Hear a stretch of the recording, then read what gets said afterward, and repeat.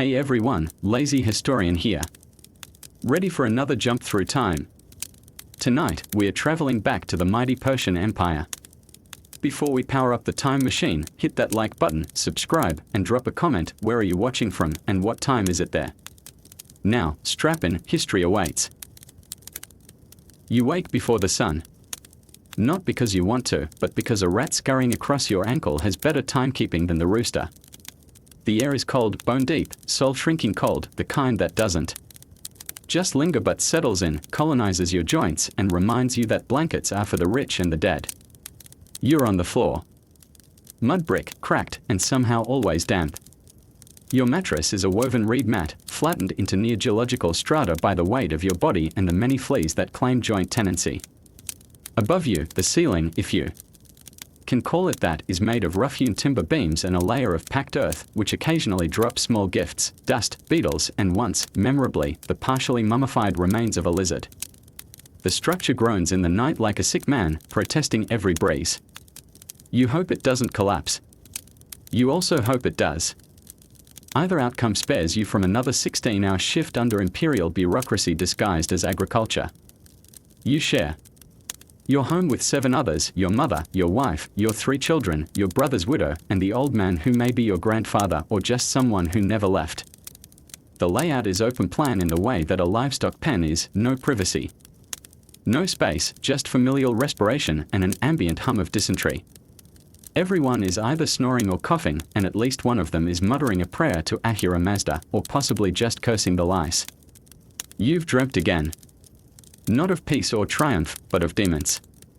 Divas, twisted, whispering things from the Zoroastrian underworld that creep into the corners of your consciousness and feed on your anxiety like its tribute grain. In your dream, your teeth fell out, a sure sign you've offended a god, or worse, a satrap. Dreams mean everything and nothing. Everyone has them, no one understands them, and interpreting them without priestly certification is a good way to end up mysteriously missing in a dry riverbed. You push off the floor, knees popping like green barley in a fire. Your joints ache, not with age, but with repetition. The cold has stiffened your body into a position nature didn't intend. And you have all the grace of a dropped amphora. You stand, slowly, so as not to wake the children. Not out of love, but because the moment they stir, they start asking for food. You light no lamp. Oil is too precious and fire too revealing. A sudden gust under the door lets in the dawn wind, sharp and metallic. You shiver. The hearth lies cold. The ashes remember warmth the way you remember your wedding day, vaguely and with a sense of loss. Your sleeping clothes, if they can be called that, are also your working clothes. A threadbare tunic smeared with oil, smoke, and what you hope is only mud. There's a scratch on your thigh that's turning a color no one discusses in polite company. You'll ignore it. There's no other option. Medicine is for elites and the temples, not for people who till imperial land for half the yield and a full portion of disappointment. Beneath the mat, you find a scorpion. Small, pale, and twitching. You kill it with a practiced motion, the toe of your sandal, worn thin and barely holding together. You consider keeping the scorpion. Dried, it's a charm against evil. Or poison. Or maybe it's just dried scorpion. Superstition fills the gaps left by healthcare. Outside, the pre-dawn dark hangs like wet wool. The door is a wooden slab wedged into place with rocks, sealed against bandits, jackals, and your neighbor's wandering goat. Beyond it lies the alley, a mud-slick channel of refuse, vermin, and rumor. But for now, you stay inside. The day has not yet begun, and even Persia, a global empire of roads, spies, and divine kingship, sleeps for 5 minutes between tyranny and taxation. Someone shifts behind you. It's your wife. Her breath is shallow, her eyes still closed. You remember when you loved her. Now you simply rely on her, for grinding, weaving, surviving. Affection is a luxury product, like saffron or justice. The cold intensifies. You squat by the hearth, not for heat, but habit. You count the lice bites on your arm. 14. A lucky number, depending on which priest you ask. But no priest has visited your quarter in months. There's nothing here for them but death and unpaid tribute. Your house smells like smoke, sweat, and stale milk. Somewhere in the thatch above, a pigeon is nesting, a gift from Ahura Mazda if you're hungry, a curse if it dies and starts to rot. You listen to the sounds outside, a distant ox, the groan of a cart wheel, a whispered chant from the neighbor's child who talks to fire spirits. She's either blessed or mad. In Persia, the line is a bureaucratic one. You take your first full breath of the day. It tastes like dust and resignation. And thus, the morning begins. You strike flint against stone and fail. Again. Sparks flirt. With the tinder but die as if the gods themselves are withholding oxygen. On the third attempt, the fire sputters into a smoky, pitiful flame, just enough to offend your lungs but not enough to boil water. You shield it with your hands like it's a newborn, except this infant's survival determines whether anyone eats today. Fire is life, and in the Achaemenid Persian Empire, fire is also sacred. You are not just lighting a hearth. You are appeasing. Ahura Mazda, the wise lord, through the elemental embodiment of purity and order. Which would be easier if your kindling weren't half mold and your hands weren't shaking from hunger. The rest of the household begins to stir. Your wife, teeth clenched against the cold, rises without complaint. She moves with the automatic grace of someone whose life has been nothing but mornings like this, wordless, frantic, centered around survival cloaked in ritual. She gathers dried dung and what little brush you scrounged from the roadside yesterday, fuel enough for a fire that won't make it past midday. There's no wood. Trees are not for people like you. Trees belong to the empire. Like the rivers. Like the oxen. Like you. Your eldest son coughs himself awake. He's 7 and already has the back of an old man. You nod to him and he mumbles a Zoroastrian blessing. He doesn't understand the words yet, just the rhythm. But repetition is everything. The sacred must be memorized before it's understood. You face the east. Everyone does. You don't question why. The sun rises there, and so must you. You murmur a prayer, homage to the holy fire, to truth, to the cosmic order that the Magi insist is both divine and terribly fragile. You do not pray for blessings. You pray to avoid misalignment. The last man in the village who forgot his morning devotions lost 2 goats and half his sight within a week. Coincidence, maybe. Or maybe the fire noticed. Rituals are not optional. They are cosmic insurance. Without them, the devas crawl closer. That's what the priests say. The devas, the lie-born. Creatures of darkness who feed on disorder, on unclean thoughts, on improperly extinguished cooking flames. It sounds absurd. But last year, your cousin sneezed during prayer and was struck with a fever that turned his skin black and his breath sour. He lived, technically. But only in the way a candle lives after being snuffed. Your wife mutters a different chant. Hers is quieter, practical. It's for strength, for endurance, for the womb. She's pregnant again. You didn't mean for it. You barely speak these days. But the nights are long, and sometimes you reach for each other out of boredom or desperation, or just to feel something that isn't mud or surveillance. You fear for her. Childbirth is a negotiation with mortality, one that usually ends with a deal broken and a lot of screaming. She sharpens a blade against a stone, not for cutting, but to make sure it's ready. Just in case. If the baby comes early. If there's too much blood. If the midwife doesn't make it in time. She won't say it. But the blade is for cord or corpse. Your mother is already at work. She's squatting near the back wall, mashing lentils with a stone mortar and humming a hymn older than the empire. She doesn't believe in everything the Magi say. She still worships her dead. Old Elamite ways mixed with ancestral ghosts. She leaves offerings in the corners, bits of grain, shreds of cloth, once even a mouse she found drowned in a jar. You're not supposed to notice. The state prefers Zoroastrian uniformity. But the countryside is stubborn. There are as many faiths as there are types of dust. Your youngest child, barely walking, toddles toward the fire, hands outstretched, face sticky with sleep and soot. You pull him back gently. Fire is sacred, yes, but also dangerous. That is the duality of all things Persian. What sustains you can also ruin you. This child was born during a drought. You named him Ashavan, righteous one, because names are more than sounds. They are aspirations or deflections. A name like that might trick the gods into mercy. Outside, the village is awakening. You hear other fires cracking to life, other prayers rising. The empire is vast, stretching from the Aegean to the Indus, but every subject, regardless of tongue or terrain, knows this moment. The hour where ritual precedes ration. You smell your neighbor's smoke. He burns something foul again, dung mixed with seaweed from the irrigation ditch. A Magian priest would whip him for it, claim it desecrates the air. But the priest only visits on equinoxes now. Too many villages, not enough eyes. Not that you're safe. The empire is always watching. Through scribes. Through soldiers. Through informants disguised as merchants and traveling storytellers. That story your daughter recited last week about a satrap who wept for the poor. A test. You warned her. No more tales unless they are about kings who win and demons who lose. The sun breaches the horizon at last, blood orange and smeared with dust. You bow slightly. Not in worship. In resignation. The day begins. And so does the labor.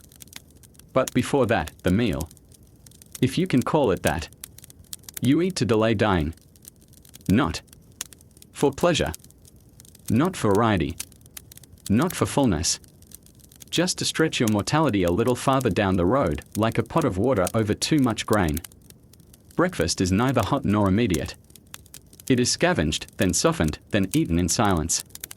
Your wife pulls the lid off a clay pot and scrapes out a mixture that resembles wet ash but smells like over-fermented lentils and whatever insect decided to hibernate in your barley reserves. It's the leftover from last night's dinner, which was itself made from the leftover of the week before. You add water to it, not because it helps but because without it, it doesn't spread far enough to count as communal. The consistency is somewhere between paste and regret. You sip from a cracked bowl. It burns slightly, some fermentation, some mistake, maybe both. You say nothing. Everyone eats it. You eat because the body must obey the empire, and a fainting peasant does not meet quotas. The staple is barley. Always barley. Wheat is for temples and the elites who think the sun only rises because they host feasts. Barley, coarse and dark, was never meant to be eaten this often or this blandly. You mash it with water, shape it into discs, dry it in the hearth's residual heat, and pretend it's bread. It's not bread. It's edible penance. Sometimes it cracks your teeth. More often, it simply passes through your body with the slow dread of a tax notice. You dip it into a bowl of oil, bitter, from the third pressing of the seeds. You have no olives.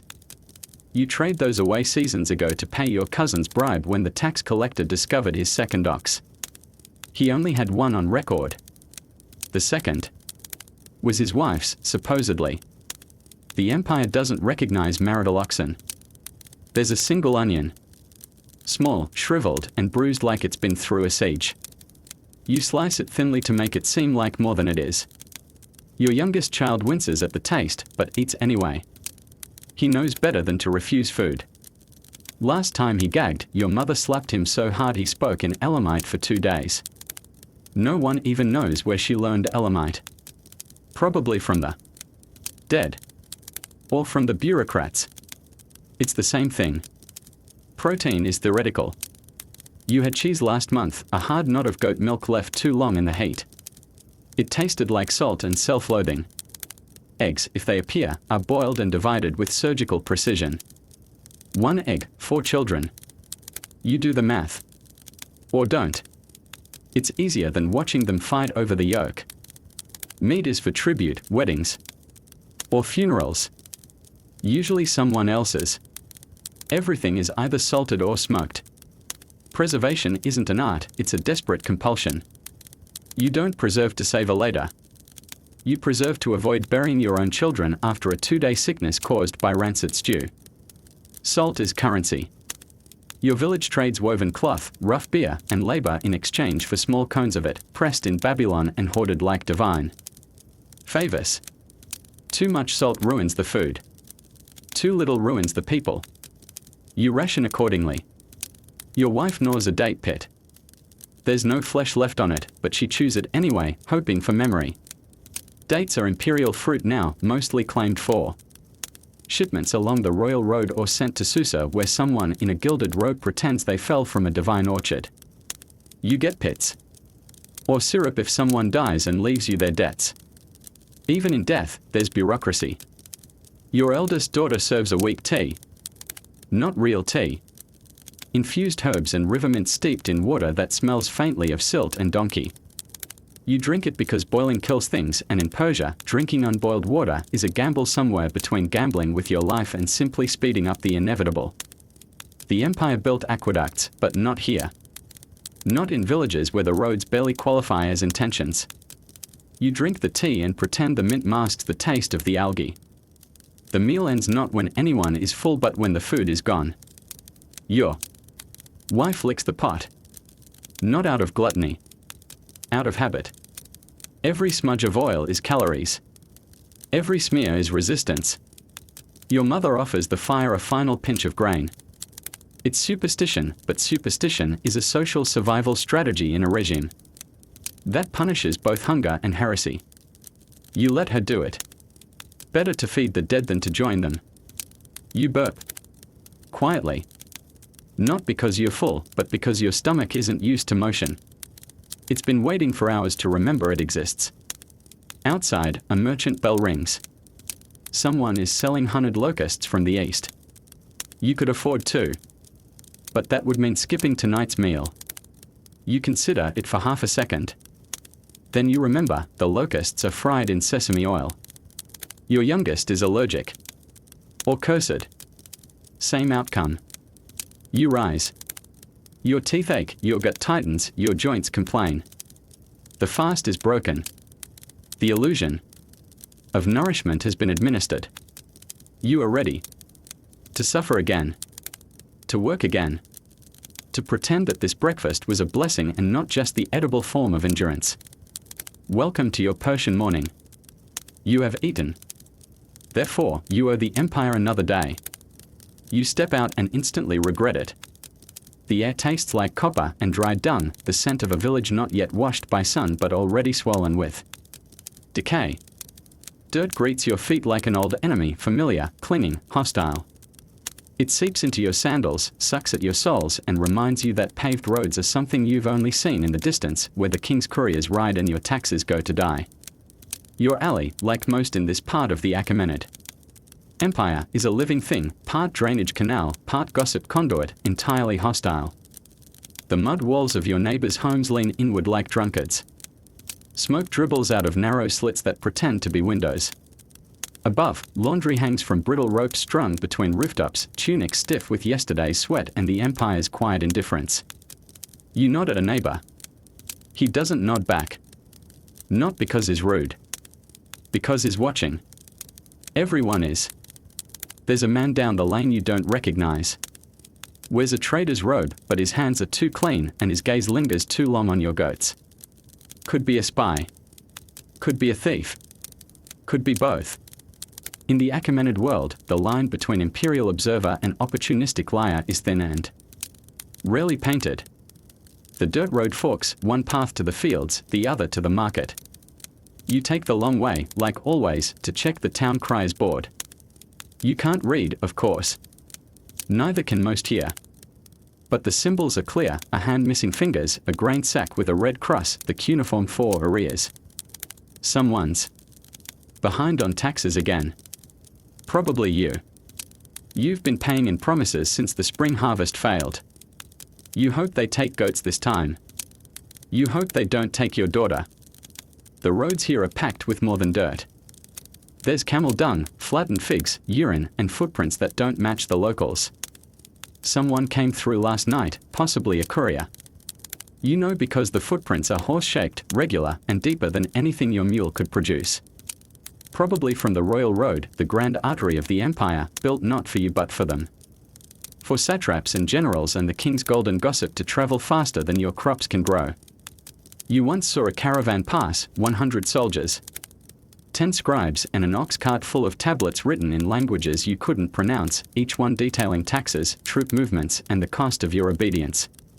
Dust kicks up with every step. It settles on your tongue like powdered betrayal. The sun hasn't risen fully, but already your skin prickles with heat.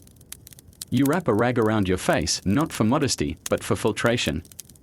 Disease rides on air here. Flies, too. So many flies. You swat at one and catch a glimpse of your own hand. It's shaking again. You tell yourself it's from the cold. You know it's not. Ahead, a group of laborious gathers. Some you know. One you don't. He's from another village, judging by his accent and the way he avoids eye contact. Could be a runaway. Could be conscripted. Could be bait. The Empire sends people like him sometimes, implanted like seeds to see who bites, who grumbles about the satraps, who curses the quota system. Say the wrong thing, and the next person you see is a soldier with a wax tablet and a very sharp memory.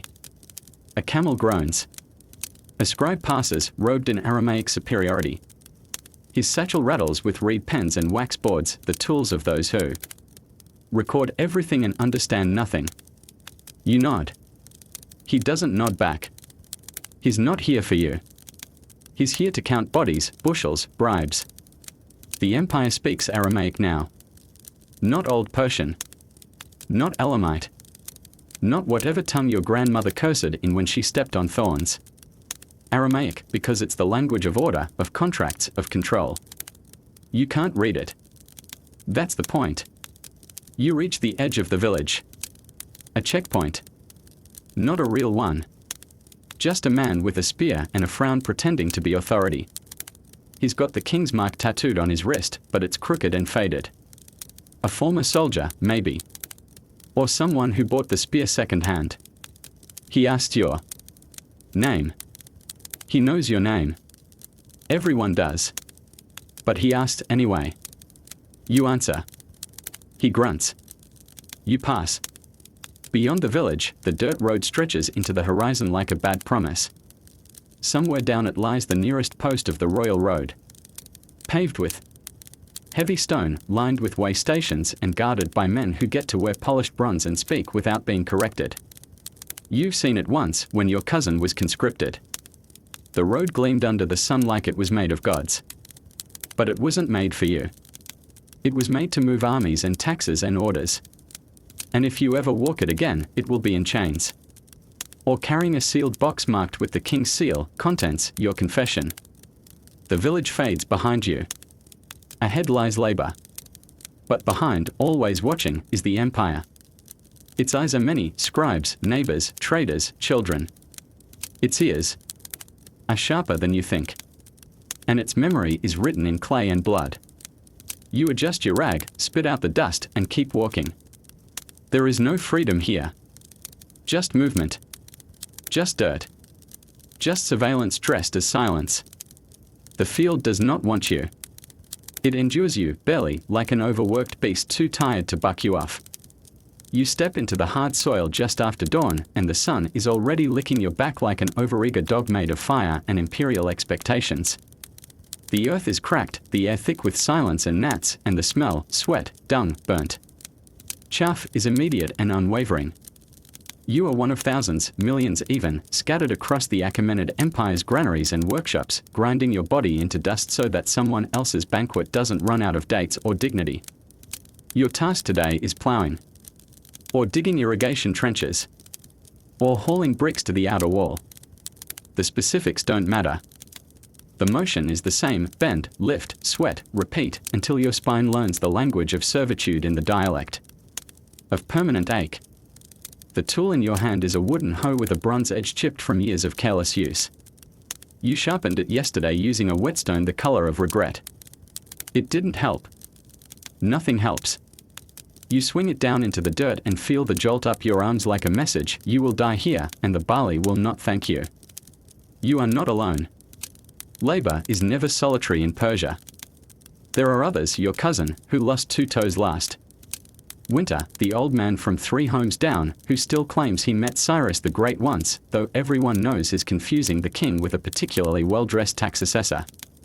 And the young boy with sunken cheeks who was supposed to be apprenticed to a potter but ended up here after his father disappeared for criticizing the satrap's wife's haircut. You don't talk much. Words are for breaks, and breaks are for people who don't have quotas. Because that's what it is, labor by numbers. You don't farm for yourself. Not really. Half your yield goes to the state, marked down by an Aramaic scribe with soft hands and sharp eyes. He sits under a shaded canopy a mile away, sipping goat milk and scratching figures onto clay. He's not sweating. He's not bleeding.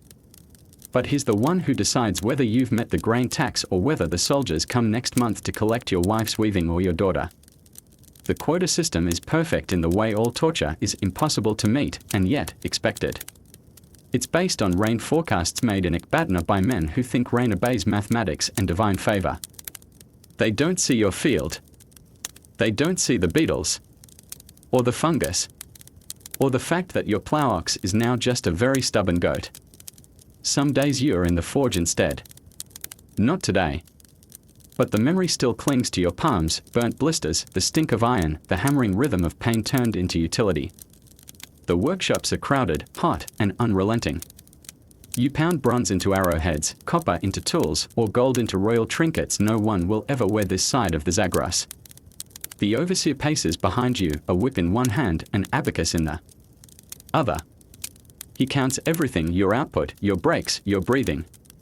If you pause too long, he offers a gentle reminder in the form of a bruised rib. They call this efficiency. You call it something else, but not out loud. Injury is inevitable. You don't complain. You can't. The last man who whimpered when a forge rod burned his thigh was reassigned to the quarry. He's probably dead. Or a statue now. The king loves statues. Every time a royal building project springs up, a palace, a tomb, another massive staircase that leads nowhere, you know what's coming. Workers.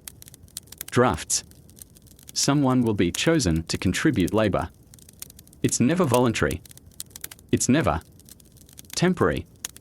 You pray your name isn't on the list. But prayers don't travel fast in Persia. Not as fast as royal orders. You think of leaving. Sometimes. Of running east toward the mountains where the empire thins and the forests don't speak Aramaic. But you remember the courier stones along the royal road, each space to track your disappearance. You remember the execution pits at Persepolis, dug not for bodies but for fear. And you remember the dogs, the ones trained to track deserters by scent and by guilt. So you stay. You dig. You bleed. You whisper curses into the soil and hope it doesn't. Remember them. The sun arcs higher. Someone vomits from heat. Someone else collapses. The overseer shrugs and replaces them. Labor doesn't pause for compassion. In Persia, compassion is a ledger entry no one has the ink for. At midday, you sit in the shadow of a broken wall, chew on barley paste, and count your fingers. Still 10. Still useful. You drink from a cracked gourd and wonder if this is what it means to be part of the world's greatest empire, to be useful until you break, and then be forgotten just fast enough to make space for the next hand in the line. You burp, wipe your mouth, and rise.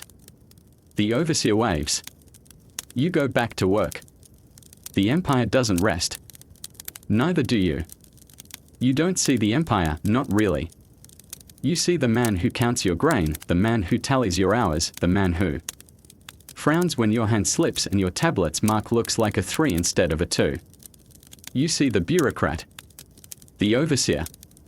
The scribe who speaks Aramaic and looks at you the way one might examine a cracked amphora, useless soon, but not yet worth discarding. The Achaemenid Empire runs not on gods or gold but on records inked meticulously by men who've never held a plow but could recite the correct tax code for a barley surplus in a flood year. They say the king rules from Persepolis. That's a lie of perspective. You are ruled by a reed stylus and the man who carries it. Today, the scribe arrives before midday. That's unusual. He's flanked by 2 guards with polished bronze helmets. and faces like carved limestone. They don't smile. They never do. Their job isn't to protect him. It's to remind you that paper isn't the only thing the empire sharpens. The scribe's name is Nazir. You know because he makes you say it each time he visits, as if hearing his name from your cracked lips reaffirms his station. He sits under the small canvas canopy set up by the village headman, who suddenly finds excuses to be elsewhere. The headman knows the numbers are wrong. Everyone does. The quota was impossible this year. The rain came late, the fungus came early, and the empire came exactly on time. Nazir unrolls his tablet. Not clay today. Papyrus. Imported from Egypt. The arrogance of it, fragile and foreign. He begins to read names aloud. Each is followed by a figure, expected tribute, reported yield, recorded shortfall. When your name is called, you step forward and say nothing. Speaking first is seen as evasion. Remaining silent is seen as guilt. There is no correct option. He squints at you. You wonder what he sees: a peasant, a debtor, a rebel. Then he speaks. Tone bored, almost lazy. 3 kur of barley missing. Accounted for. You want to say it spoiled in the granary. That the sacks were infested. That a flash flood turned half your field into a swamp and the other half into a metaphor. You say nothing. You nod. He scratches something onto the papyrus and moves on. You'll be expected to make up the shortfall. Probably in labor. Possibly in livestock. Hopefully not in blood. Others aren't so lucky. A man is dragged forward. He argued. A second ago, he was shouting about fairness, about rainfall measurements, about the fact that last year he overpaid and no one adjusted his debt. Now he's on his knees. One of the guards presses a spear shaft to his back while Nazir calmly continues reading. Bureaucracy has no ears. Only pens. The kneeling man will likely be flogged. Or fined. Or conscripted into a royal project, he's strong enough. You won't see him again. If he's lucky, they'll send him to Susa. If not, Persepolis. You've heard rumors. That workers there vanish into the stone itself. That the palace absorbs. Bodies like the ground drinks blood. Nazir finishes and stands. His sandals are clean. He hasn't sweated once. He hands the tablet to the guard and mounts his donkey, which looks as bored as he does. He'll file the report tonight, at a way station carved into the royal road network, those gleaming veins of imperial ambition. There, a courier will pick it up, ride for 4 days without sleep, and deliver your poverty to a satrap's assistant who will never pronounce your name correctly. It doesn't matter. You are a line on a ledger. A mark beside a column. An error. Margin. Behind you, the villagers murmur. Quiet, angry murmurs. But no one speaks too loudly. There are always ears. The empire listens with buildings. With tax stones. With neighbors. Last year, a boy disappeared after telling a joke about a fat scribe. No one repeats the joke now. No one repeats anything. You head back to your work with the weight of numbers on your back. They don't feel heavy, not like a sack of barley. Or a basket of bricks. They are worse. They are infinite. You will never be free of them. The overseer's gaze is not human. It is systemic. It is the sum of scribes and scrolls, of quotas and census reports, of archivists and auditors and architects. Of oversight. And it is always watching. Your hands are blistered. Your back screams. But you keep moving. Because movement is proof of compliance. And compliance is the only thing cheaper than your life. This is not justice. This is not law. This is Persian. Administration, efficient, exact, and entirely indifferent to your extinction. You tell yourself you're free. You tell yourself this every morning, between the cough and the limp and the way your stomach doesn't remember fullness. You tell yourself this as you pull weeds from a field you do not own, for grain you will not keep, under the gaze of a man who will record your failure in triplicate. You tell yourself you're not a slave. And maybe you're not. Maybe. But you've seen slaves. You know the difference is mostly paperwork. The man beside you today wears a collar, wooden, square. Heavy enough to hunch him forward, stamped with a satrap seal. It squeaks when he breathes. He doesn't speak. Not because it's forbidden. Because what would he say? That he once owned land. That he once had a name not carved by another man's chisel. Slavery in the empire is not monolithic. It's layered.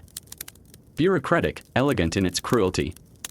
There are the royal slaves, bred and branded in palatial kennels, trained to pour wine and whisper in Greek, dressed in linens too fine for breath. There are debt slaves, those who dared borrow against hope and were crushed when the harvest turned. There are foreign captives, chained by conquest, marched across mountains and deserts to build cities they will never enter as citizens. And then there are the rest. The blurred ones. Like you. Bonded by obligation. Bound by tribute. Owned, unofficially, by logistics. Your neighbor's son went to Persepolis last year. Not to visit. To dig. To carry limestone on his backup scaffolding. Slick with goat grease and death. He returned after 3 months. Or most of him did. One eye gone. Voice thinner. When asked what happened, he said, "We made stairs." So many stairs. Then he cried, not for himself, but for the others. For the ones who didn't come back. The empire doesn't call them slaves. The tablets don't. They are listed as assigned labor, state dependence, construction quota. The euphemism is imperial policy. Because Persia sees itself as just. Enlightened. A multi-ethnic marvel held together by tolerance. And tribute. But bricks don't stack themselves. And someone has to die to make the king's ceiling fresco glisten just right. You walk past the quarry today on your way to the canal. You see them, chained pairs of men chiseling sandstone under the lash of an Elamite foreman with more scars than fingers. One man slips. The whip corrects him. It doesn't hurt more than a broken bone, but it's louder. The whip is theater. It tells everyone watching, this man failed, and still the stones must rise. The overseer wears perfume to mask the blood stink. It doesn't work. The smell hangs heavy in the air, metallic and warm, like hot coins left in the sun. Slavery here doesn't always wear chains. Sometimes it wears silence. The girl who weaves rugs in the satrap's house hasn't spoken since her brother was taken. Her hands move like they are chasing something. She finishes one carpet a week, each pattern more precise than the last. The satrap shows her off to guests, see the loyalty of Persian slaves. No one asks where her family is. No. One asks what the pattern means. If you look closely, the border weaves spell out names in Elamite. You pretend not to notice. Children are born into this. Some never know freedom. Some forget what it means. You've seen toddlers with shackle scars, thin, pink lines that vanish under time but never truly heal. You've seen women tied to looms by custom, their wrists blistered raw by spinning thread for gods they do not worship. You've seen men carry stones so long their shadows sag. And the law permits it. As long as it's recorded. As long as a scribe knows who owns who. The Magi say even Ahura Mazda understands bondage, he permits it when it preserves order. Freedom, they say, is internal. You nod along when they preach this. But you wonder what kind of God needs this much rope. At night, you dream of wheels. Not the ones that turn carts, but the ones used in punishments. A body tied across spokes. Bones coaxed into angles never meant by nature. You heard once that a man was broken on the wheel for stealing a goat. Not for himself. For a slave he loved. He cried the whole time. Not from pain. From loss. You wake in sweat. The next morning, the man with the collar is gone. Someone says he tried to run. Someone else says he was sold to a merchant headed for Sardis. You don't ask. You know better. In Persia, questions are privileges, and you are still trying to pay off last season's answer. You go back to your work. You grip the hoe. Your hands are free. But they do not feel free. Your wrists ache like they remember a weight you haven't yet worn. And the fields stretch before you like a sentence. You tell yourself you're free. You whisper it like a spell. You hope the soil believes you. Because you no longer do. You step into the bazaar and are immediately swallowed whole. The air, thick with heat and humanity, clings to your skin like wet linen. It smells of too many things: sweet dates, rotting fish, goat urine, smoke, perfume, sweat, and all of it layered atop the base note of fear. This is the public square of the Achaemenid Empire, a miracle of logistics and a nightmare of suspicion. You're not here to shop. You can't afford to shop. You're here because your wife begged for cumin, your neighbor asked you to find thread, and you're hoping someone will trade lentils for the last of your cracked sesame cakes. The bazaar is where the empire breathes through its pores. It is not the sterile silence of the palace or the bureaucratic scratch of the scribe's pen. It is chaotic incarnate, loud, colorful, dangerous. Merchants shout in 6 languages: Elamite, Greek, Old Persian, Aramaic, Median, something you don't recognize but probably means buy or I starve. They wave cloth, bronze trinkets, baskets of dried fruit infested with just enough insects to seem authentic.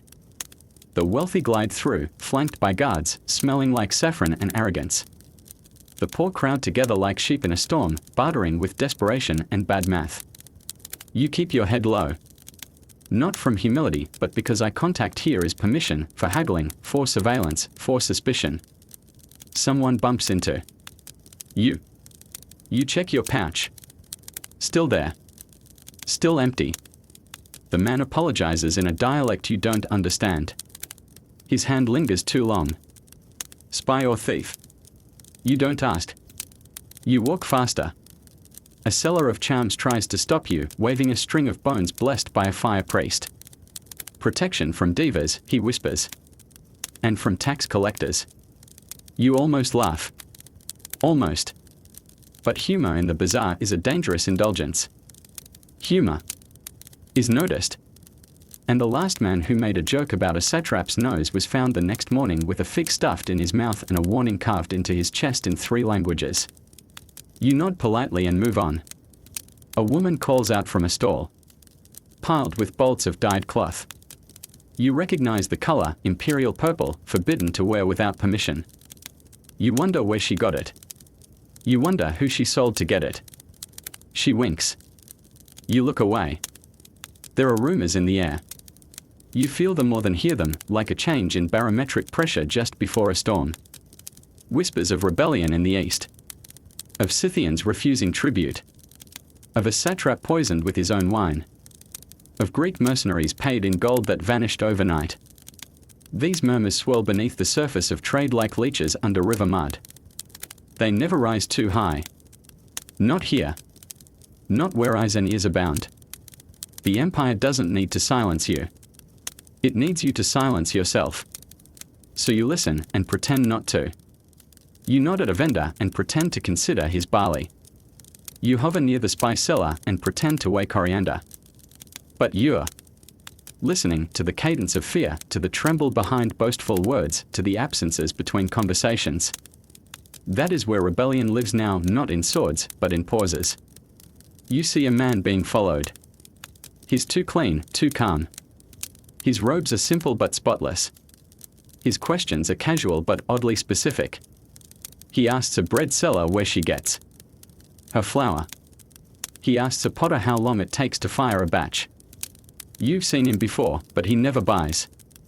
He always listens. An imperial spy, obviously. Possibly one of the king's eyes. Or just a very nosy potter. The distinction doesn't matter. You avoid him anyway.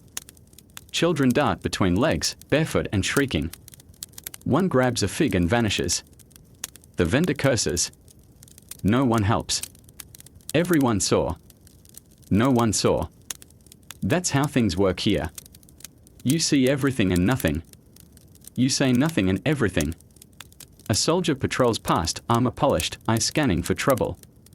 He doesn't see you. You're not trouble. Not today. You trade the sesame cakes for a handful of wilted herbs and a lie about their freshness. You find common, overpriced but legitimate. You fail to find thread.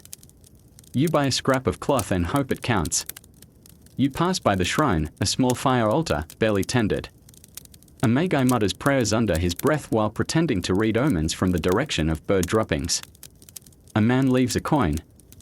Another leaves a curse. You leave nothing. You can't afford faith right now. You head home just as the shadows begin to stretch. The bazaar swells in reverse, merchants packing, guards yawning, whispers folding into baskets and crates. You do not speak of what you heard. You will not repeat the murmurs. You will forget the rumors. You must. The public square is a mirror of the empire, shiny, cracked, and full of ghosts. You survived it. Barely. You clutch your come-in. You walk faster. You think of your wife. You think of the man with the purple cloth. You do not think of the spy. Not anymore. You never saw him. You saw nothing. You bought come-in. That's all. That's the story. Say it again. Say it until it's true. The sun is not a celestial body. It is a tyrant.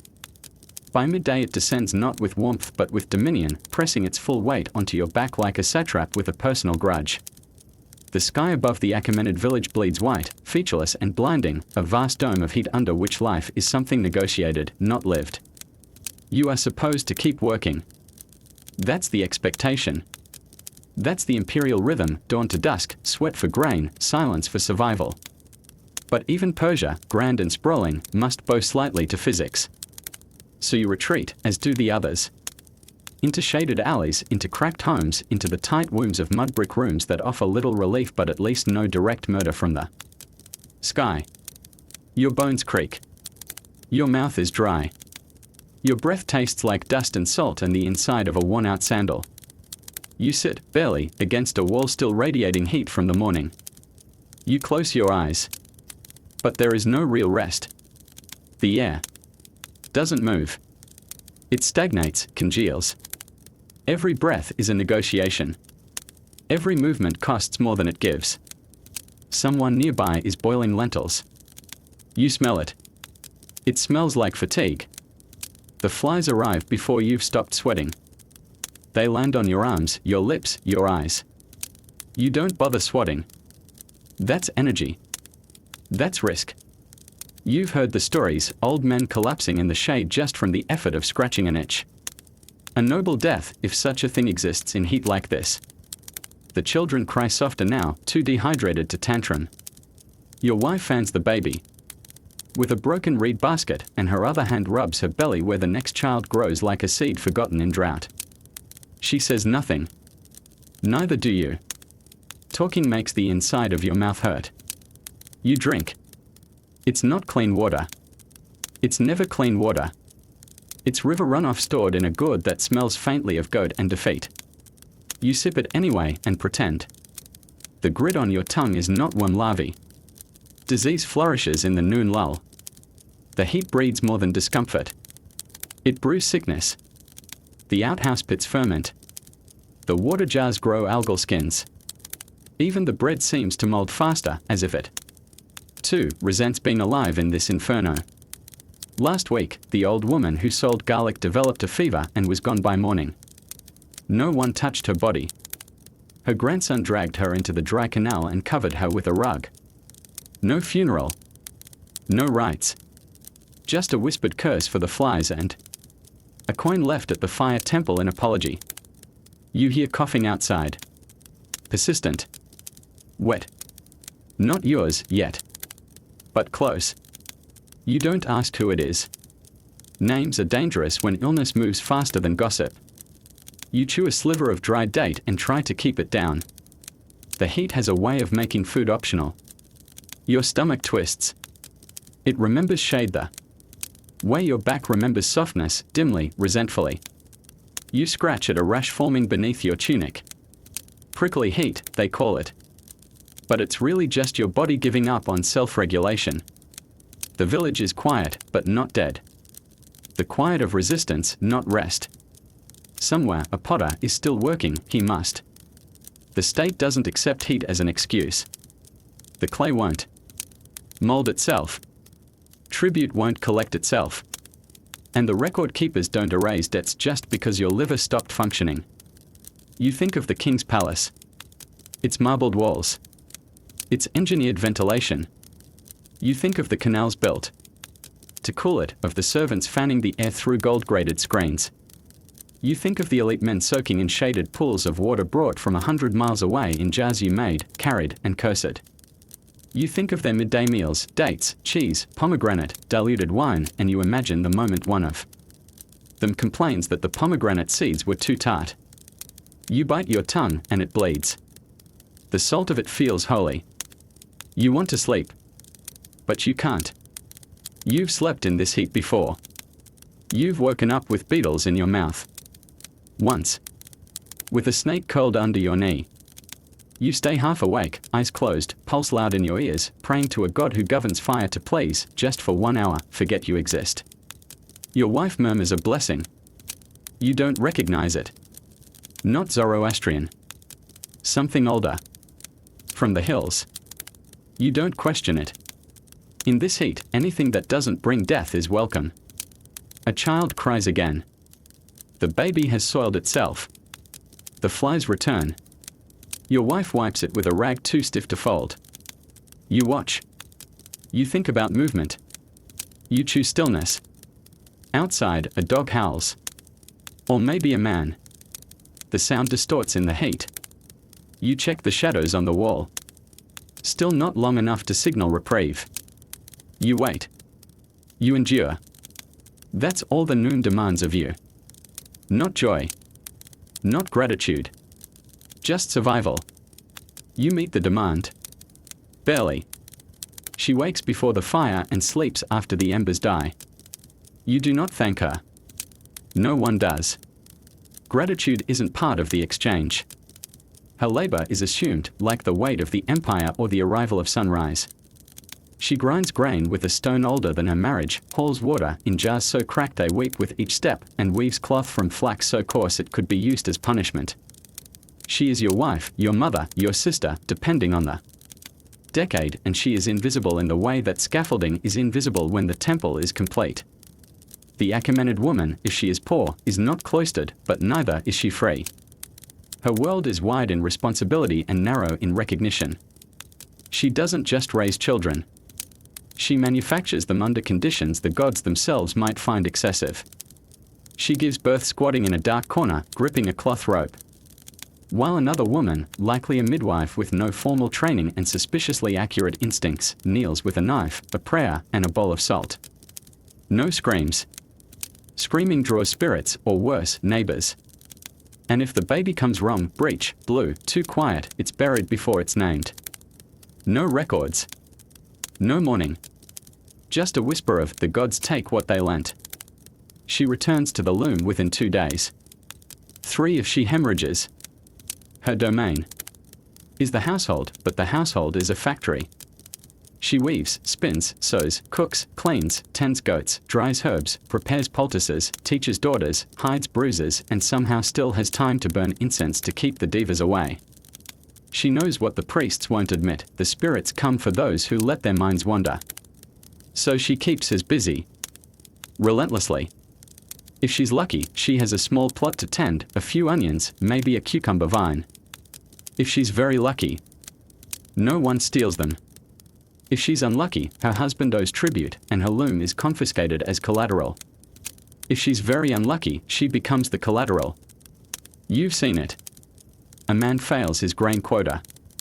The satrap's envoy comes. He takes the daughter. 14, maybe 13. He says she'll be employed in the palace. Maybe she will. The palaces of Persia need women, servants, concubines, laundresses, dancers, vessels. All respectable, so long as they never speak. Or return. Your wife has heard rumors.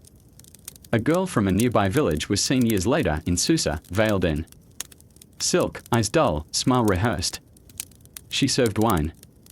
She poured it like a priestess, but her hands trembled. The men laughed. That girl had once delivered your wife's baby cousin. No one talks about her anymore. And yet, women hold more than the hearth. They hold the village together. They know who's sleeping with whom, who bribed the inspector, who faked a sacrifice. They gossip not for pleasure but for strategy. Knowledge is their only defense. The men don't see it. They think gossip is harmless. They don't know that 3 women whispering near the well can destroy a man's reputation faster than a tribunal.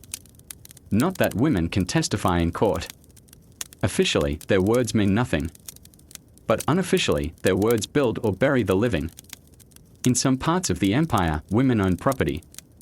In others, they don't own themselves. It depends on the region, the satrap, the family. Zoroastrianism offers some parity. Women are praised in hymns, can perform certain rituals, can even inherit land. But these rights warp when filtered through local custom. Your wife can inherit land, yes, but only if a brother dies. And only if she marries a cousin who will promptly take that land and offer her a thankless place beside his goat. Elite women live differently. In the shadow of Persepolis, royal women wield seals, own estates, command workers. They are guarded, veiled, feared. They write letters in Elamite, order shipments of saffron and slaves, make dedications to temples. They are exceptions. They are not your wife. Your wife has never seen Persepolis. She has never written anything. Her name exists only in your memory and the complaints she mutters into her spindle when her hands cramp. She wears a veil in public, not by law, but by caution. The veil says, I am not for sale. It says, I belong to someone. It also says, don't look too long or too hard. But it doesn't say, I am safe. Because she's not. Harassment is common. Protection is inconsistent. Justice is theoretical. She walks fast. She walks silent. She walks with a stone in her hand and a prayer in her mouth. She does not call herself a survivor. That's too modern. Too dramatic. She calls herself tired. She calls herself necessary. She calls herself mother. She hides the rest in the folds of her veil, in the pauses between chores, in the ice she avoids meeting when the sun dips low and the guards drink too much. She will die one day with no records. No tomb. No statue. But the empire will remain standing, in part, because she kept the looms turning and the children alive. Because she didn't collapse when the water was foul and the roof leaked and the baby didn't cry after birth. She endured. Quietly. In the shadow. And that is the kind of strength the empire never writes down. Because it's not meant to be seen. Only used. You don't live on the edge of the empire. But you've seen what it does to those who do. The borderlands of the Achaemenid world are not boundaries, they are battlegrounds drawn in sand and speculation. Somewhere east of where the royal road splinters into goat tracks and imperial interest begins to flicker, men live without walls. Nomads, they are called. Scythians. Soccer. Massage Thai. Horse people with bronze mouths and arrow-straight morals. The scribes say they are wild. The soldiers say they are demons. The priests say they are unclean. You've never met one. But you've seen their work. 2 summers ago, the village of Tizpah was razed overnight. No screams, no smoke, just ashes and silence. The fields were still warm when you passed through. The sheep hadn't scattered. Even the dogs were missing. That's how you know it wasn't bandits. It was someone efficient. Someone practiced. A message from the edge. You remember how the satrap responded. He increased the grain levy. Built a new watchtower with funds scraped from the temples. He didn't send aid. He sent scribes. To count the dead. No. To count the survivors. To see who could still pay. Because life on the frontier is not measured in lives. It's measured in taxable units. You fear the borders. Everyone does. Not because of the nomads, but because of what their existence justifies. More conscriptions. More checkpoints. More soldiers quartered in homes that can't house children. The empire treats rebellion like weather, inevitable, cyclical, best addressed with force and forgetfulness.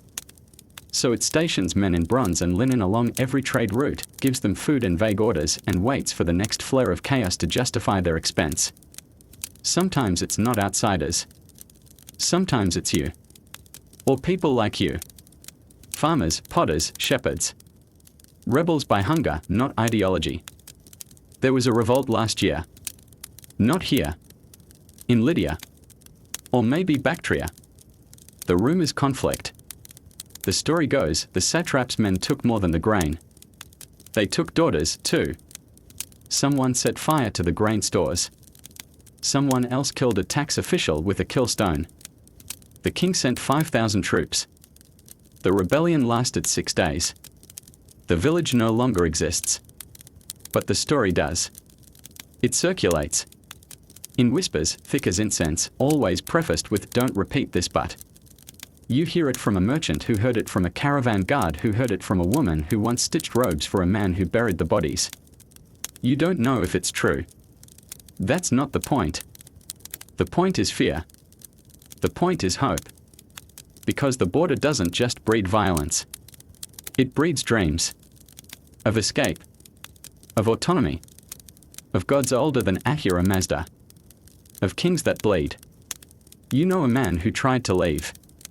He joined a caravan headed east toward Sogdiana. Said he'd rather freeze in the mountains than rot in the fields. Said the empire was too wide to notice one missing name. He was wrong. The satrap's men found him 6 months later in a tea house in Regi. They brought him back in pieces. Not for justice. For precedent. His head hung from a post outside the village granary for a week. It kept the birds away. No one spoke his name after that. Not even his wife. Especially not his wife. Still, you wonder. What lies beyond the borders? Not the sea, you've heard tales of that. Boiling, infinite, guarded by monsters. But the grasslands. The hills. The places where the king's laws are just rumors and every man carries his own justice on horseback. You've heard that Scythians burn their dead with gold and scream their grief into the sky. That they wear pants and drink from the skulls of enemies. That they laugh at kings and worship gods who don't demand tribute. It all sounds impossible. It all sounds free. But you are not a Scythian. You are a subject. A cog. A tool. You live in the safe part of the world, safe in the way a corral is safe for the animals inside. The roads here are patrolled. The temples are funded. The scribes know your name. That's not safe. That's inventory. You tell yourself the borders are dangerous. You tell your children that nomads eat the fingers of liars. You burn incense to keep raiders away. But some nights, when the wind shifts and the sky feels too heavy, you imagine galloping across a plain without end, your name forgotten, your debts erased, and your breath unmeasured by tax. You imagine rebellion not as blood but as absence. The absence of fear. The absence of an empire. Then the dog barks. The guard passes. The curtain stirs. You close your eyes. You dream of walls. Strong ones. Thick ones. Because in Persia, freedom is not the presence of choice. It's the illusion of shelter. And no one is more loyal than the man who fears the border more than the king. You smell it before you see it. The temple. Not the scent of incense, though that too floats in long, bitter tendrils, but the odor of sweat, ash, and singed goat hair. It's mid-afternoon now. The sun has baked the mud walls into brittle crusts, and yet the fire temple burns steady, unyielding, watched by priests who have forgotten how to blink. You step inside because you must. Not out of piety. Out of necessity. This isn't a place of comfort. It's a cosmic ledger where your soul is weighed daily against the obligations of the flesh. The sacred fire lives here, not a metaphor, not a symbol. An actual flame, tended without pause, burning with the judgment of Ahura Mazda. If it goes out, it's not a mistake. It's an omen. Possibly a crime. Possibly your fault. You bow. Not low. Just enough. Too low implies subterfuge. Too high implies arrogance. There is a correct angle for submission in the Achaemenid world, and the priests know it better than math. The temple is small. Most village ones are. You've heard of Granda Tashkadaf in Persepolis, massive halls of marble and gold, tended by dozens of magi with voices like thunder and scrolls bound in silk. But here, the priest is an old man with ink-stained fingers and a face like dried pomegranate. He chants as he walks, syllables of Avestan floating like dust motes through shafts of sunlight. You understand none of it. That's part of the design. Holiness is maintained by distance. If you could understand the gods, they wouldn't be worth fearing. You bring your offering, dried fig, a clump of barley, a small bird you strangled this morning when it flew too close to your kitchen. The priest nods. He doesn't smile. Smiling is not devotional. He tosses the bird onto the secondary fire, murmuring a blessing that might also be a curse. You avert your eyes. Not out of shame, but habit. They say fire sees intention. That it can read the smoke curling off your body and know if you're faithful or just afraid. You are very afraid. Outside, the tower rises. You open your mouth and speak, but you are not heard. Not truly. Your words come out in Old Persian, the language your father cursed in when the plough broke and your mother whispered in when she sang you to sleep. But the man in front of you, an official from the road station, he answers in Aramaic, the imperial tongue, sharp as flint and twice as cold. You nod, pretend to understand, smile in the wrong place. He hands you a tablet. You hold it like a snake. It's covered in wedge-shaped cuneiform, or maybe it's Elamite. You can't tell. They all look like broken bones. The empire is stitched together not with roads or swords, but with languages stacked on top of each other like corpses in a mass grave, each necessary, each misunderstood. Your village speaks Old Persian, mostly. Some elders still mutter in Median, like it's a secret spell, a forgotten protest. The tax tablets come in Elamite, because that's what the scribes were trained in 5 dynasties ago and no one bothered to update the bureaucracy. The priests chant in Avestan, a language so sacred no one uses it for anything practical, which is exactly the point. The soldiers bark orders in Aramaic, the lingua franca of control, chosen because it's foreign to everyone and thus equally oppressive.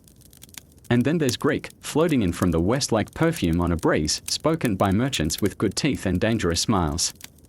You hear it more now. It feels like a warning.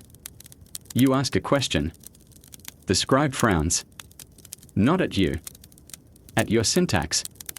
Your grammar makes him uncomfortable.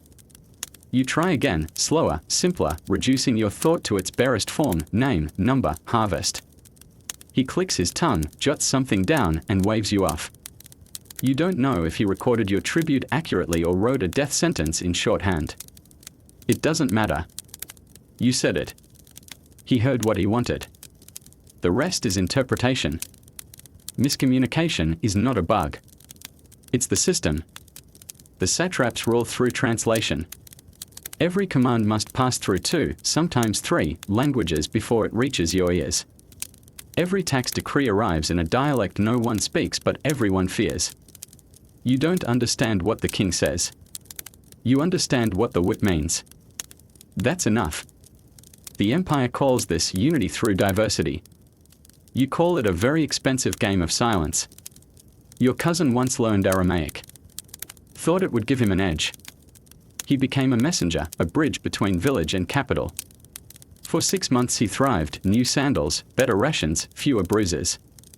Then he delivered the wrong message to the wrong man in the wrong dialect. They found him at dawn, his tongue cut out, stuffed with a scroll. No one reads scrolls anymore in your village.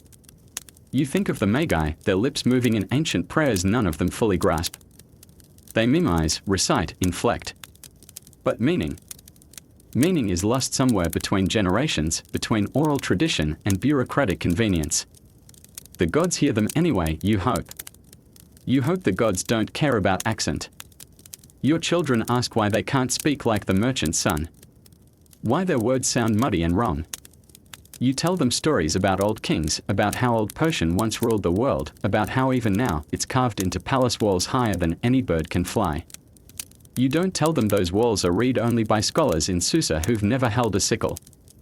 You tell them language is power.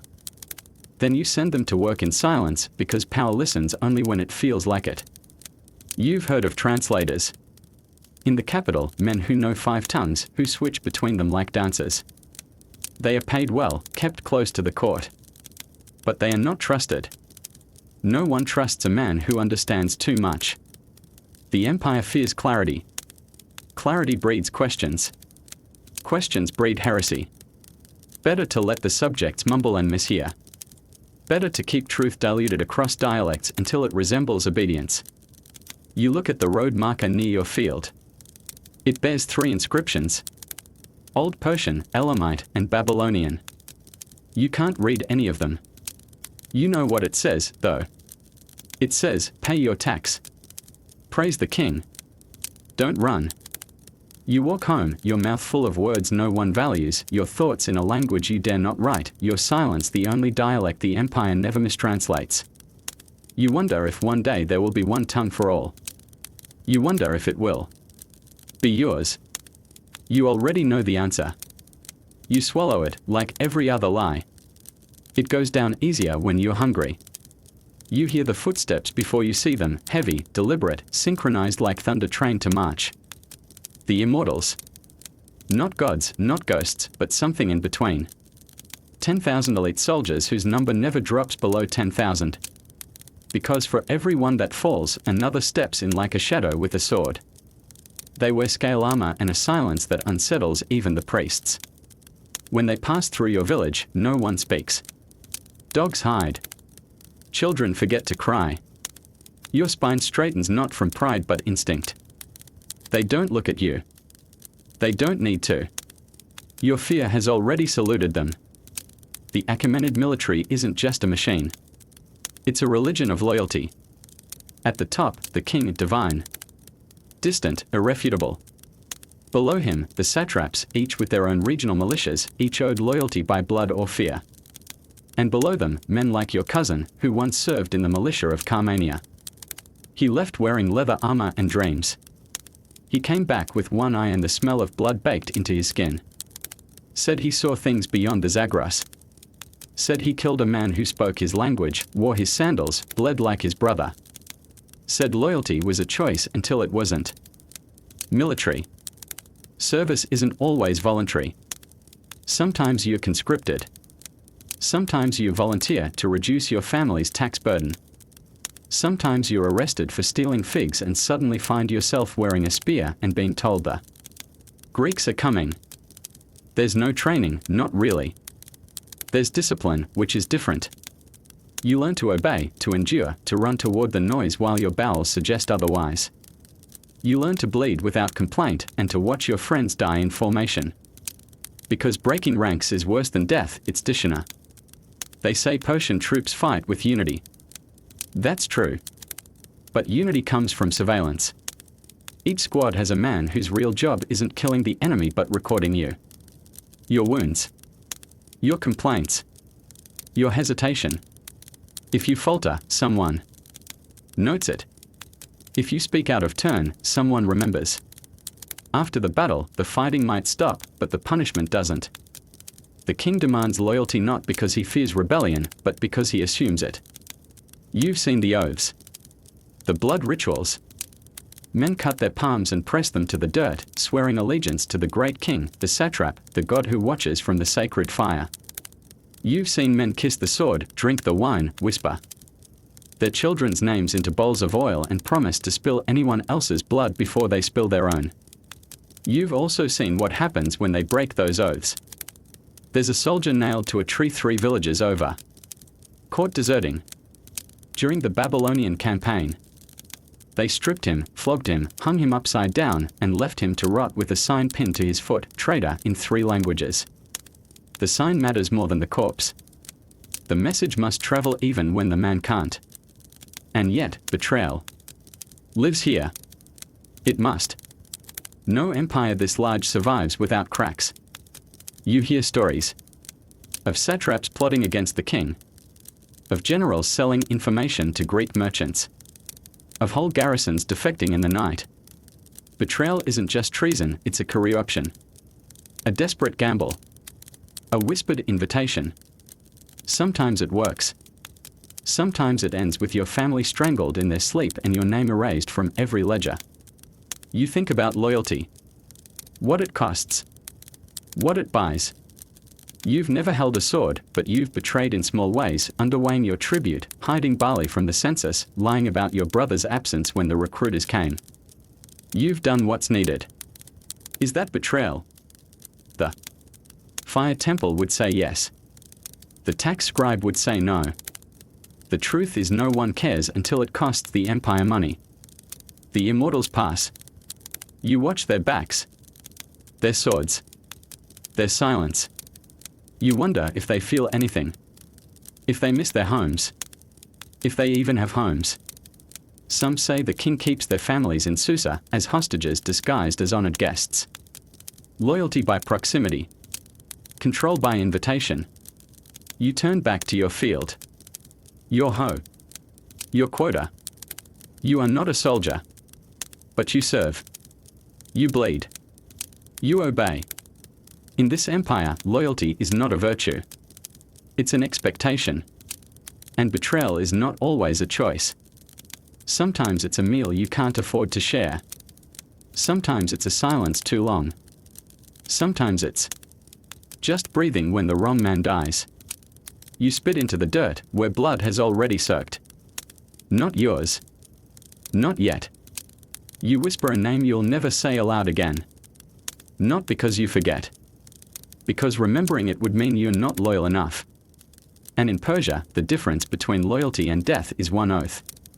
And the king has a long memory. You step onto it like a peasant entering a temple, head low, feet hesitant, afraid to scuff the stones with your poverty. The royal road. It stretches before you like a vein across the empire's flesh, pulsing with trade, tribute, and the constant threat of imperial oversight. Darius the Great didn't build it for you. He built it for himself, so his commands could fly like arrows and his messengers could gallop through space like time didn't exist. From Sardis to Susa, it runs over mountains, through deserts, across rivers bridged with fear and ingenuity. You've only seen a tiny stretch of it, just outside your village, paved with limestone that gleams underfoot like sun-bleached bones. It's the closest you'll ever get to touching the empire's ambition. You're here today to trade, or rather, to be ignored by those who actually do. Caravans pass like migrating gods, long strings of camels, donkeys, wagons, guarded by men who wear scale armor and blank stares. They don't stop for people like you. You stand off to the side, clutching your sack of dried figs, hoping someone with coin is desperate enough to lower their standards. Most traders aren't. They are from Lydia or Phoenicia, perfumed and oiled, speaking languages that sound like water slipping over polished stones. Their guards stare at you like you're an inconvenient insect, not quite worth stepping on unless you get too close. Still, you watch. The road is a living thing, and it tells stories if you listen. You see a Babylonian merchant arguing with a Median innkeeper over weights. You see a Bactrian courier with arrows stitched into his saddlebags. You see a sick man coughing into a cloth soaked with wine, and no one stands near him. You see a boy with a falcon, selling letters to people who can't read. You see the empire, condensed into dust and ambition, swaggering past your impotence. The trade is not just silk and incense. It's information. The road carries rumors faster than horses, whispers of famine in Lydia, plague in Egypt, rebellion in the eastern satrapies. You don't know which stories are true. That's the point. Confusion is a kind of control. If everything might be dangerous, then nothing is safe. You hear that the king has issued a new edict, something about temple taxes. You don't know if it applies to your village. You'll find out when the collectors arrive. You always do. Bandits haunt the road's edges, like wolves circling a fire. Not common thieves, those die quickly. But ex-soldiers, deserters, the remnants of lost campaigns, men with nothing but swords and long memories. They don't attack caravans with escorts. They wait for the desperate. You know a man who tried to travel alone to trade onions. He came back without the onions. And without an ear. He doesn't talk about it. Just flinches when someone drops a coin too loud. The road has rest stations, every day's ride or so. Caravanserais with courtyards and walls, wells and stable boys, guards who overcharge and spies who pretend to be guards. These places aren't for you. You don't have a horse. You have feet. And feet aren't welcome where hoof prints pave the ground. You've slept beside one once, curled against the outside wall, hoping the fleas wouldn't follow you home. They did. You remember when a courier stopped in your village. He rode in at sunset, dust in his teeth, scroll case sealed with the king's emblem. He dismounted without speaking, handed the tablet to the headman, drank half a jar of beer without asking, and left before dawn. That message was about conscription. 3 boys were taken the next morning. 2 didn't return. The one who did had new scars and a tattoo in a language none of you could read. The road makes the empire feel close. But it isn't. It's a mirage of unity. A path of power designed not to serve but to control. You see it now. How everything flows one direction, upward. Goods move toward the capital. Orders move downward. Nothing moves sideways. Nothing for you. You sell your figures. Barely. A merchant offers 2 coins and a smile that doesn't touch his eyes. You take it. You bow. You back away. You leave the road. Your feet return to the dust path home, where no stones gleam and no caravans pass. Behind you, hooves drum the earth. Wheels creak. A courier screams something in Aramaic.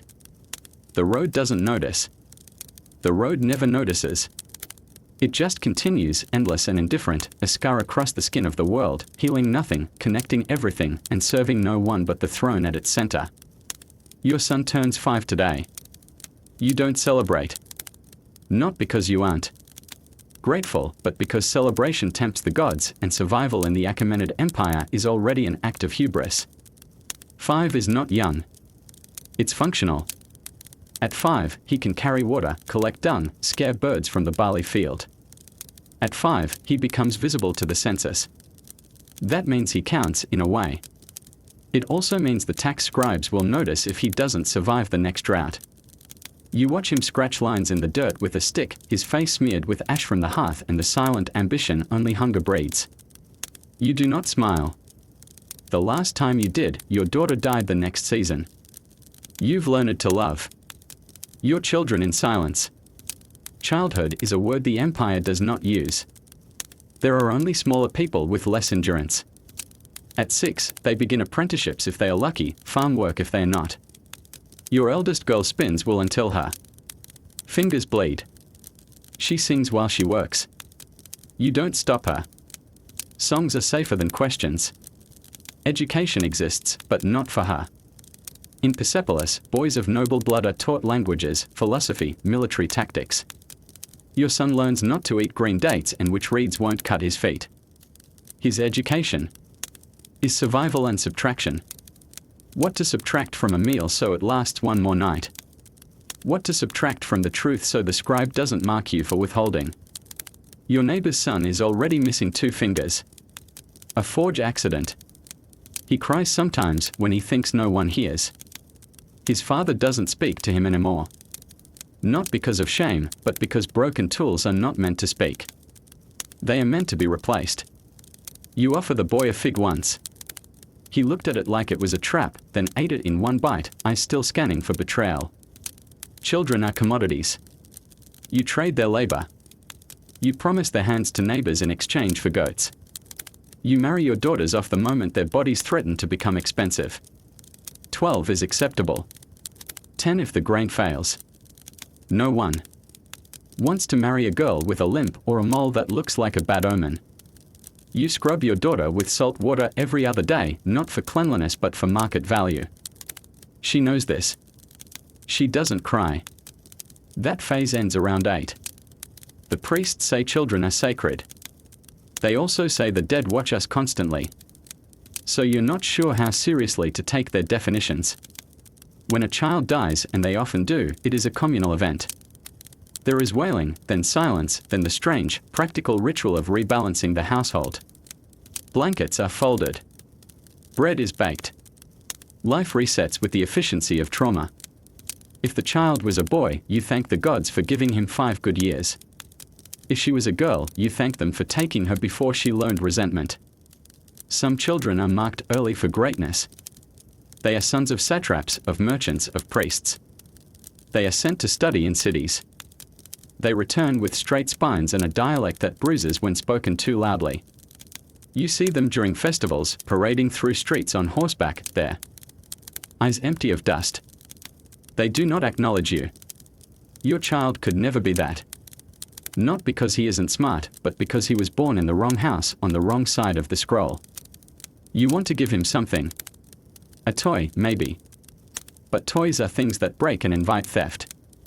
Instead, you give him a story. You tell him about Rustam and the demons. You leave out the part where the hero is eventually betrayed by his king.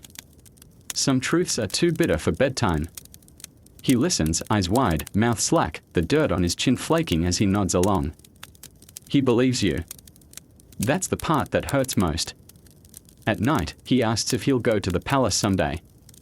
You lie. You say yes. He smiles. You leave the room before he asks again. You sit by the fire, watching the shadows stretch across the wall like elongated regrets.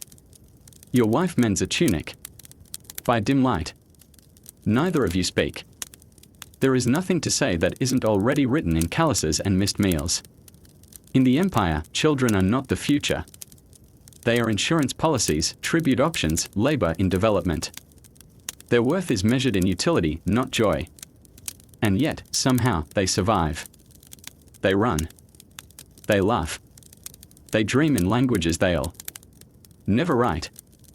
They cry over goats and sing to the moon like it might answer. You let them.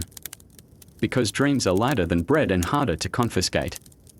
And sometimes, in the quiet moments, when no one is looking, you dream too. Just a little. Just enough. Then you wake up. Because the world doesn't change. Only its children do. And most of them won't get the chance. The man tied to the post was accused of theft. A goat, they say. Maybe two. No one is sure. The goat's owner can't count and the accused can't speak anymore, not with a jaw swollen like rotten fruit. Justice in the Achaemenid Empire is not blind, it sees everything, but only from above. The satrap issues decrees, the local enforcer delivers sentences, and the rest of you watch, not because you want to, but because not watching might be seen as dissent. You are not here for justice. You are here for deterrence. The punishment must be visible. It must stick in your throat like a poorly chewed barley husk. The executioner arrives just before noon. He carries a scroll bearing the king's seal, written in Elamite, read in silence, understood by none but feared by all. The crime is named, the guilt assumed, the punishment already decided. Impalement. A pole, tapered and greased, is raised. The man begins to scream. Then he begins to gurgle. Then he stops. The pole holds what's left upright like a grim sundial, casting guilt across the square. You flinch. Not from the blood, but from the casual way it's absorbed into the dust. The empire has laws. Dozens. Hundreds. Engraved in stone, written in contracts, preserved in clay and memory. But law is not the same as fairness. You've seen it work both ways. A merchant once murdered a boy in your village. Claimed it was an accident. The boy had touched his wares. The merchant paid a fine and left with his camels intact. A widow was caught poaching figs from the governor's orchard. She lost a hand. And her home. And her son, who was taken into the priest's service, which no one mistook for anything holy. The court, if there is one, is a platform in the center of town. A plank, a chair, a scribe. The accused rarely speaks. The testimony of women counts only when convenient. The word of a noble outweighs the truth by at least 3 oxen. Trials are quick. The record keeping is precise. It must be.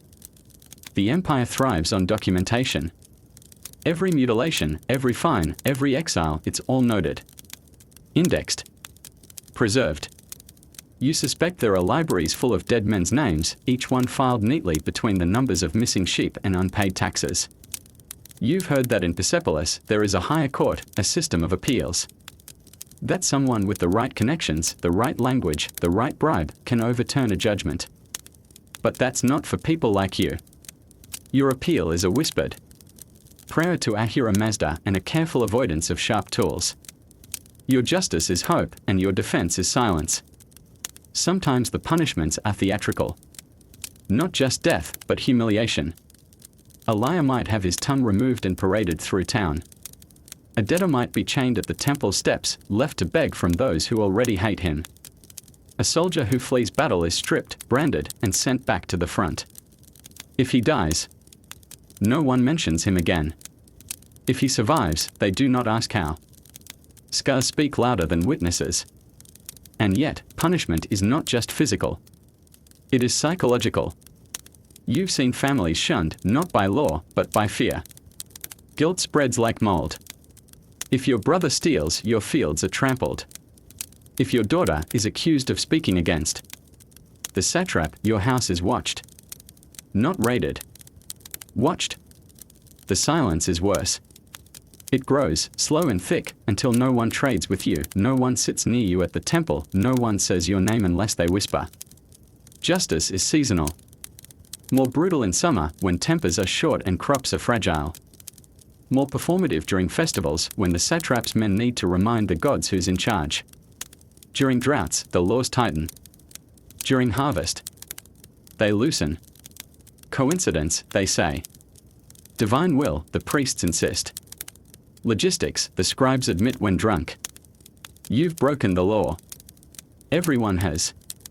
You've underreported your yield. You've sold barley behind the collector's back. You once struck a man who insulted your wife's weaving. The only reason you're not tied to a post is luck. And maybe the fact that your brother serves in the militia. Or used to. No one's seen him in months. You pretend that means he's stationed far away. You don't believe it. You walk past the post later, when the sun has dried the blood and the flies have claimed what remains. You avert your eyes.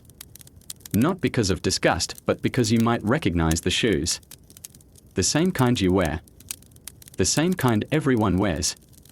You think of your son, and how one mistake, one accusation, one lie too close to the truth, could put him there. You think of law. You think of justice. You think of the difference. And you realize you've never seen them in the same place at the same time. You see it sometimes, far off, gleaming like a mirage made of limestone and hubris. The palace at Persepolis, or whatever smaller imitation your satrap has built atop a hill that looks down on your village like a god with clean fingernails. You've never been inside. You never will be. The closest you've come is hauling bricks for the terrace or watching a servant descend from the gates with instructions too ridiculous to be forged. Once you carried jugs of water up the palace slope. When you asked where to leave them, the guard laughed. Wherever the stone is cooler than your future, he said. That was a decade ago. You haven't forgotten. The elite don't walk. They glide. Their robes are stitched with gold thread, their sandals are soft, their beards are oiled with fragrances that make your nostrils rebel. They don't sweat. They shimmer.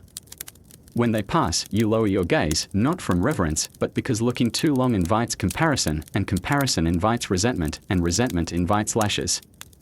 You are not allowed inside their world. But you are essential to its construction. Every stone you've lifted, every road you've cleared, every grain you've threshed, all of it flows uphill to the place where decisions are made in rooms cooler than justice. They feast. You've heard tales. Long tables heavy with lamb. Glazed in honey, dates stuffed with almonds, wine poured from ceramic bowls, spices so rare each pinch could ransom a child. You once saw a cart heading up the palace road with 3 geese, 4 baskets of grapes, and a jar labeled "For His Excellency's Constipation." You laughed. Quietly. Your neighbor didn't. He asked how many figs it would take to ease your envy. You haven't spoken since. The palace women, you're told, are educated. They read. They write. They manage estates and correspond with satraps. One, they say, even owns land in her own name, signs with her seal, pays her guards. But she's a shadow, like the rest of them. Veiled behind protocol, hidden behind courtyards filled with fountains you could drink from for weeks. You've never seen a palace woman. Only their influence. A new tax to fund a dowry. A festival to honor a birth. A weaving competition your wife was forced into and never mentioned again. When the king's birthday arrives, the satrap's palace throws a celebration. Not for you. For itself. You're invited to watch. That's the verb they use, watch. Not attend. Not participate. Just absorb the splendor from behind a rope, while acrobats from Egypt flip and dance and spill wine onto stone polished smoother than your skin. You clap. Not because you care. Because the guards do. You once heard a poem recited by a visiting noble. It compared the king's mercy to the moonlight and his palace to the vault of heaven. You thought of your roof, patchy thatch and a slab of clay, and wondered how mercy could reflect off surfaces that don't exist. You've never seen the king. You've seen the tax. You've seen the soldiers. You've seen the effects of his dreams built from the marrow of your neighbors. They say the palace is eternal. They say it will outlast generations. But you know better. You've seen cracks in its foundation. You know the mortar was rushed. You know a mason who died when a column collapsed during construction. His name wasn't carved. His body wasn't retrieved. The elite walked around it. A priest muttered something about balance and the work continued. That's the difference. You die for the structure. They dine in it. You've imagined what it's like. Inside. You picture rooms cooled by wind catchers, slaves with fans, halls echoing with decisions that will never involve your name unless it's followed by the word grain. You picture pools of water, not for irrigation, but for reflection. You picture walls painted with myths and victories, none of which belong to you. One day, someone jokes that if the palace ever burns, it will smell of perfume and rot. You don't laugh. You wonder what happens when those above run out of things to extract from those below. You wonder how many layers of silk it takes to muffle the sound of hunger climbing the steps. You turn away. The palace is not yours. It never was. It never will be. But its shadow is. It stretches over your field, your home, your sleep. It moves when you move. It waits when you pause. It's always there. You can't enter it. But it enters you. Every day. And all you can do is bow, just enough to keep the stones from noticing you're still breathing. The sun begins its descent and the sky turns the color of old blood diluted in brine. You don't stop working. You don't get to. The light may soften, but the demands remain sharp. Dusk is not rest, it's a shift change from laboring for the empire to laboring for survival. Your back throbs from the field, your feet pulse from the road, but your tasks have simply changed costume. You return home not to peace, but to obligation. The animals need feeding. The fire needs relighting. The grain must be stored, sifted, defended from the mice who've grown bolder and more philosophical in their starvation. Your wife is already outside, scraping what's left of the midday mash into a pot. It will be boiled again. Again. Like everything in your life.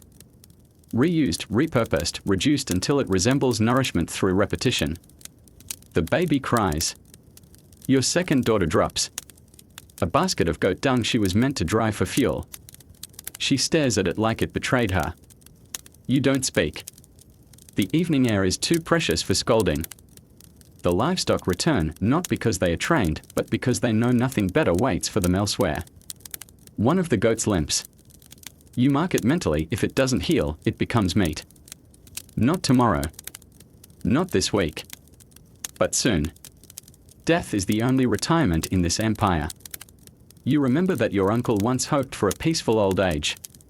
He got fever, flies, and a burial so shallow it required a second attempt. You tend to the limp yourself, because the healer charges in salt and your jar is mostly empty. Inside the house, the air is thick with sweat and cooking smoke. The walls absorb the day's suffering and reflect it back in the key of mildew. You sit, not to rest, but to shell lentils. Your hands work mechanically, your mind floats elsewhere. What did the scribe really mean with that second look? Why were the guards checking wagons this morning? Was that really your brother's handwriting on the temple offering, or has your hope become a hallucination? The lentils clink into the bowl. Each one a fraction of a meal, each one a reason to keep your eyes open another hour. Your wife hums. A tune passed down from a time before satraps. It's in a dialect her grandmother claimed was spoken by the stars. It's just noise to you, but it calms the children. They sit close now, no longer playing, not quite working. This is the only part of the day that approaches softness. But even here, shadows linger. Your eldest daughter's hands are raw from the loom. She hides them behind her shawl. Your son picks at his food as if expecting it to grow more substantial if insulted enough. You do not lie to them. You simply speak less. You light a lamp with the last of the good oil. The wick hisses, like it regrets being ignited. The light flickers against the mud walls, casting distorted silhouettes, your family, but taller, thinner, elongated by uncertainty. You look at them and see outlines of people who will likely bury you and still owe tribute the following morning. You tell your son to check the roof before bed. Not because it needs mending, but because the last time you didn't check, a snake dropped in from the rafters and nearly made off with your hope. You think of the neighbors. One has already sealed his house for the night. His door barred with a log thick enough to discourage curiosity. You know why. His wife is sick, possibly dying, and sickness spreads faster when admitted aloud. Another neighbor is still out. You saw him heading toward the scribe's hut at twilight, holding something wrapped in linen. A bribe. Or a confession. Or both. You'll find out soon enough when his house either burns or prospers. You hear the drums from the palace outpost echo across the plain. 3 beats. End of the day. You're expected to be inside now. Not because of a curfew, but because dusk is when shadows move without permission. That's what the fire priest said during the last equinox. That's what the guards enforce. No one wants to be caught outside when the darkness is considered a legal entity. You seal the door. You count your family by candlelight. Still here. Still breathing. You eat your portion last, scraping the edge of the pot with a wooden spoon. So thin it feels like eating with memory. You thank no one. Gratitude is dangerous. It implies a surplus. You clear the bowls. You check the lock. You blow out the lamp. You lie down on the floor that remembers every inch of your spine. And you wait for sleep to come. Or not. The night is just beginning. The chores are done. The worry is not. Dusk ends the work. It begins the reckoning. The flame dances low in the clay hearth, flickering shadows against the crumbling walls like half-formed spirits trying to remember their own names. It is night, but not quiet. Never quiet. The world outside groans with wind and the cough of distant animals, and the world inside hums with voices trying not to think too hard. This is the hour of stories, when mouths open because there is no work left to do and too much fear to allow silence. Your mother begins, as she always does, with a tale older than iron. She speaks of a serpent with 7 heads, of a prince born from fire, of a woman who swallowed the moon. None of it makes sense. All of it is true. Because truth, in this empire, is not what happened, it's what was told and remembered. The children huddle close. Not from cold, but from belief. You used to believe too. Once.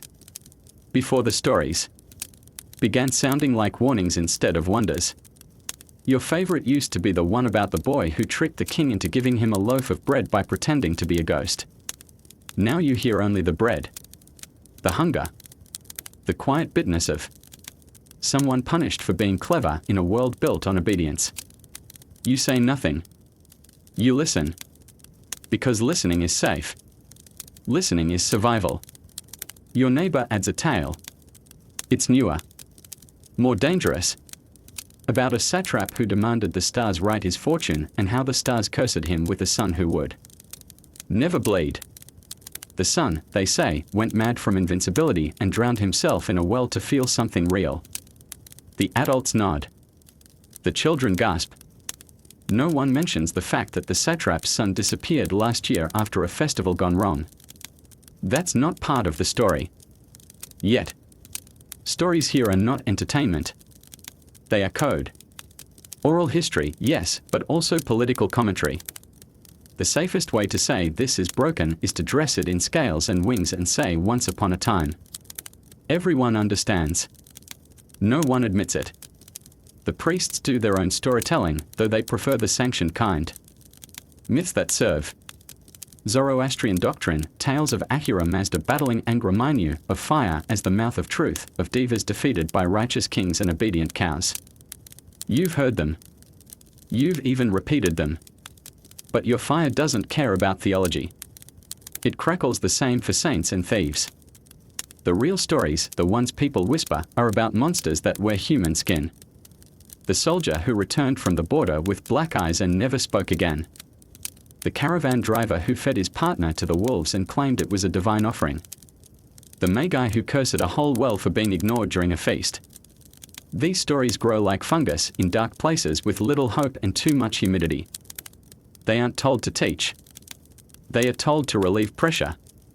A collective exhale through superstition. You tell one too when the others are half asleep and the fire is low enough that your voice won't carry through the walls. You speak of a man who worked so long in the king's vineyards that he forgot his own name and began answering to numbers.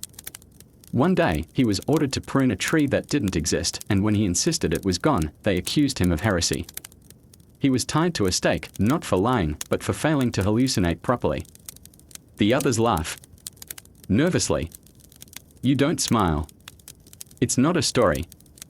It's your cousin. They just don't know that part. The fire dies slowly. Embers glow like half-closed eyes. The children fall asleep one by one, curled in piles of limbs and lice. Your wife adjusts a blanket. Your mother mumbles a final blessing to a god she pretends is still listening. You sit there a little longer. Alone now.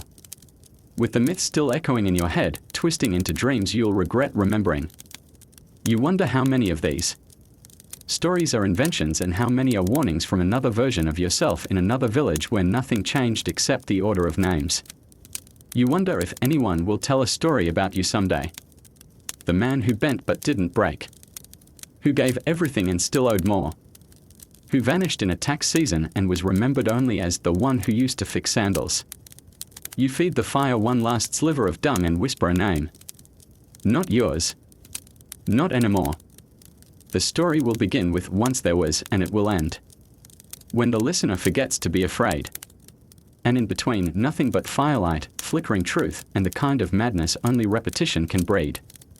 You wake to coughing that doesn't belong to anyone old. That's how you know it's serious. Children are supposed to bounce, not rattle. But the sound comes from your son, brittle and wet, like reeds snapping underwater. Your wife touches his forehead, flinches. You don't ask how high the fever is, there are no numbers here, only sensations, too hot, not breathing, already gone. You've seen illness before, of course. Everyone has. In the Achaemenid Empire, medicine is less a science than a form of gambling conducted by people who believe in both spirits and spices. If you're rich, you send for a Babylonian physician, trained in herbs, anatomy, and omens.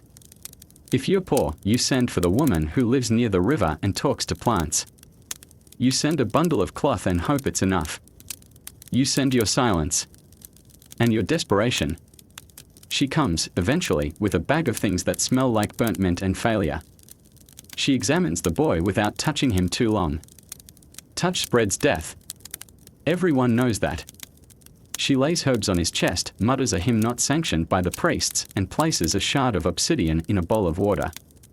If it clouds, he dies, she says. You nod. You pretend that means something. It does not. There is no hospital. There is no hospice. The sick stay in the house, in the corner, on mats that stink of sweat and prayer. The other children stay away but not far. Curiosity beats caution. Your mother offers garlic cloves. Your wife burns incense. You go outside and dig a hole. Not because you're certain. Because waiting to dig makes it harder. And because your father taught you that redness is respect. You remember when smallpox swept the village last year. It came from the road, as all great terrors do. A a caravan from the west, passing through with luxury goods and invisible death in its wake. Half the village was marked before anyone admitted. It was real. Faces bloated. Eyes weeping. The air itself thick with infection and shame. The satrap sent no help. He sent a scribe to record losses and a priest to burn contaminated linens. They didn't stay the night. You survived. Your neighbor didn't. His widow still mutters to herself about dreams filled with crows and milk that smells like copper. No one corrects her. There are treatments, technically. The priests swear by purity rituals. Fire, urine, chanting. The healer swears by roots soaked in wine and smearing goat fat on the soles. You try both. You also try not breathing when you're near your son. Not out of fear. Out of habit. As if your exhale might carry him across some unseen threshold. He vomits once. Sleeps most of the day. Moans at night.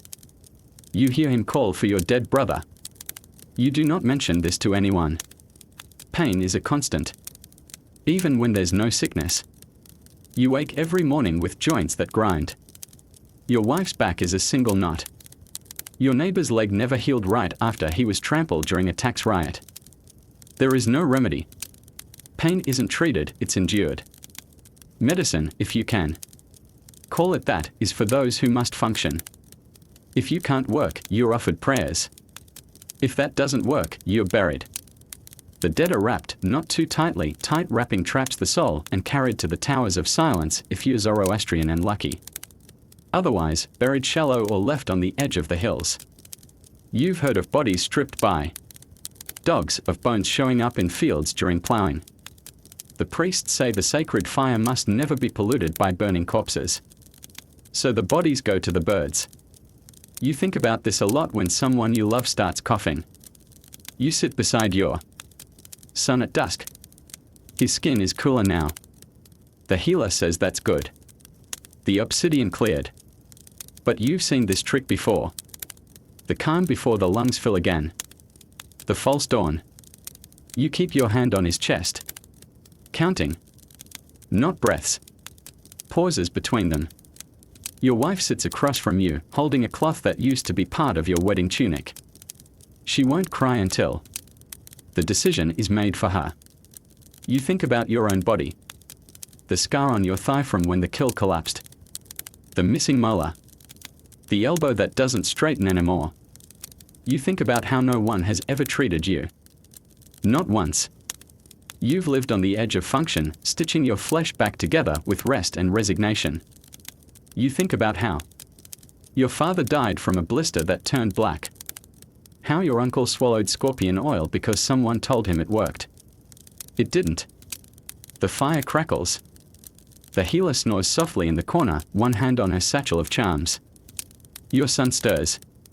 Opens his eyes. Asks for water. You give it.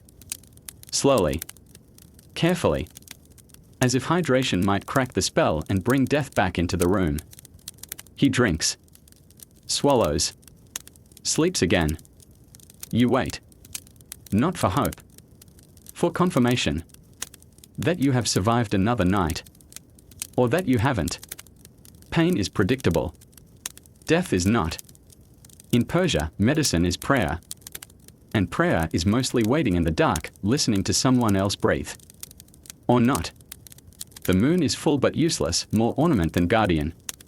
Its light bleeds through the holes in your roof and settles in puddles on the dirt floor, just bright enough to cast shadows, just faint enough to let the night keep its secrets. You're not asleep. You can't be. Not with the sounds outside, the crunch of gravel, the shifting of weight, the cough that doesn't belong to anyone in your household. You hold your breath. Everyone else holds theirs too, instinctively. The baby twitches. Your wife grips a shard of pottery under the blanket. You don't speak. Words attract notice. Notice invites entry. You listen instead, cataloging each creak and rustle, trying to decipher whether it's animal or human, threat or hallucination. This is the moonlit hour when the empire pretends to sleep but its teeth remain bared. Night is a time of fear in the Achaemenid countryside, and not because of wolves. Wolves you can understand. Wolves have logic. But people? People disappear at night. Children, goats, husbands, sometimes in silence, sometimes in screams. The Empire has rules about curfew, about patrols, about posted guards. But you know those are mostly ceremonial. A guard is just another man with a spear and a sense of impunity. Some take bribes. Some take daughters. Some just watch, always in pairs, eyes glinting in the dark like beetles. You never know what they are looking for. You just hope it's not you. Paranoia becomes its own ritual. You check the lock twice. Then the window slot. Then the back wall, where last year someone tried to tunnel through during the barley shortage. You remember waking to the sound of digging. Your neighbor called it a dream. 2 days later his cousin was gone, along with a sack of dates and half a jug of oil. Nothing was reported. Reporting implies fault. Silence is safer. You step outside only when you must. To piss, to check the tether on the animals, to make sure the wind hasn't dislodged something precious, like the door. The air is cold, sharp. Enough to sting your nostrils, scented with clay, smoke, and the slow decomposition of something small and dead near the ditch. You move carefully, like a thief in your own home. The stars above are the same ones you pray to when the fire won't catch. Tonight, they offer no comfort. Just witnesses. The fear is not always rational, but it's rarely misplaced. The moon reveals things you'd rather not see, a figure crouched near the well, someone pacing by the far fence, a pair of eyes reflecting just a little too high off the ground. Once, you saw a man kneeling in the road, weeping into a bundle that looked like a child. You didn't ask. You didn't speak. You just stepped back inside and added another rock to the doorframe. Dreams bleed into reality. You hear things that might not be there, a child's laughter when no child lives on that side of the alley, the clink of coins when you haven't earned any in days, your mother calling your name and then denying it with her eyes. Some say the divas are stronger at night. The demons of lie and chaos, born from the breath of Angraminu, who slip between cracks and suck warmth from the bones of doubters. The priests say to light incense. You lit it once. The flame turned black. You buried the stick in the latrine. And never lit another. You sit by the fire, what little remains of it, and wait for morning. Not because things will be better, but because daylight means you can see what hunts you. The night requires faith, and you've spent yours like a drunk trader, too fast, too loud, with nothing to show for it but regret and stories. You think of rebellion, of breaking curfew, of running toward the tower instead of away from it. You think of your brother, who used to laugh in the dark. You haven't heard him laugh in years. You're not sure if he still can. A pot clinks outside. You freeze. You count to 10. Nothing. Then a whisper. Not in your language. Aramaic. Median. You can't tell. You draw the curtain tighter. You check the shard of bronze you keep by the mat. You pray not for safety, but for clarity. For the ability to know whether you are in danger or merely remembering it too vividly. Morning eventually comes, though not with certainty. The sky grays. The birds lie low. The wind returns. You open the door slowly, expecting to find something missing. Sometimes it's an object. Sometimes a person. Today, it's a chicken. You find a single feather on the threshold. You don't follow it. You don't ask. The moon is gone. The fear remains. You stoke the fire. You light the day. You prepare to forget. Again. The fire has died again, and you can't decide if it's better this way. Shadows flatten everything. Even the people lying next to you. In the dark, your wife becomes a shape, a breath, a bundle of limbs weighed down by exhaustion and the raw ache of obligation. The day left no room for tenderness. There was grain to mill, dung to spread, a cousin's daughter to comfort after she bled too much for too long. And now the house sleeps, or pretends to, while the unspeakable makes itself known. You reach for her not out of desire, but out of confirmation, of warmth, of breath, of shared defeat. She doesn't pull away. But she doesn't lean in. It's enough. In the Achaemenid Empire, love is a transaction disguised as duty. Marriage binds more than hearts, it links households, secures lineage, satisfies gods. You married her because your father owed her uncle barley after a failed harvest, and she was young enough to bear children and quiet enough not to argue. You've grown fond in the way that shared hunger breeds intimacy. Love, if it exists, is what survives the silences between shifts of grinding stone. You've heard stories of other kinds of love. The dangerous kind. The kind whispered between palace walls and behind temple altars. Men who look too long at other men, women who disappear together during festivals and return too clean. You don't judge them. You envy them. You imagine what it might be like to choose who you reach for. To speak your longing without risking exile, mutilation, or worse, being noticed. Desire here wears veils. It must. A misstep means disgrace. The priests say the body is a battlefield between purity and corruption. The fire is sacred and the loins are watched. Even in the sanctity of marriage, there are rules. Positions, times of the month, which names to whisper and which to avoid. There are pamphlets, clay tablets really, where Babylonian physicians list aphrodisiacs and fertility charms with equal reverence. Goat milk mixed with crushed pomegranate seed. Oil anointed with temple ash. Spells that begin with hymns and end with thrusts. You tried one once. The goat milk curdled and your wife vomited for a day. You buried the tablet. For the unmarried, things are worse. A girl caught with a lover faces stoning or sale. A boy suspected of longing outside the bounds of law is sent to a work camp for cleansing. Everyone knows the rules. Everyone breaks them. Carefully. You've seen the glance between the stable boy and the baker's apprentice. Too long, too warm. You said nothing. You looked away. Because you remember being that age. And wanting. And knowing the wanting itself was the danger. Loneliness festers in a society that fears intimacy. You know men who talk only to their tools. Women who braid their own hair to remember what affection felt like. The old man near the temple who sings to a stone shaped like his dead wife. He was reported once for heresy. They let him be after realizing his madness was contagious only in its sadness. He sings still. Off key. Too loud. There are brothels. Technically. In the cities. In Susa, in Babylon. Places where the sacred and profane blur, where temple prostitutes perform rites meant to honor fertility gods older than Zoroaster.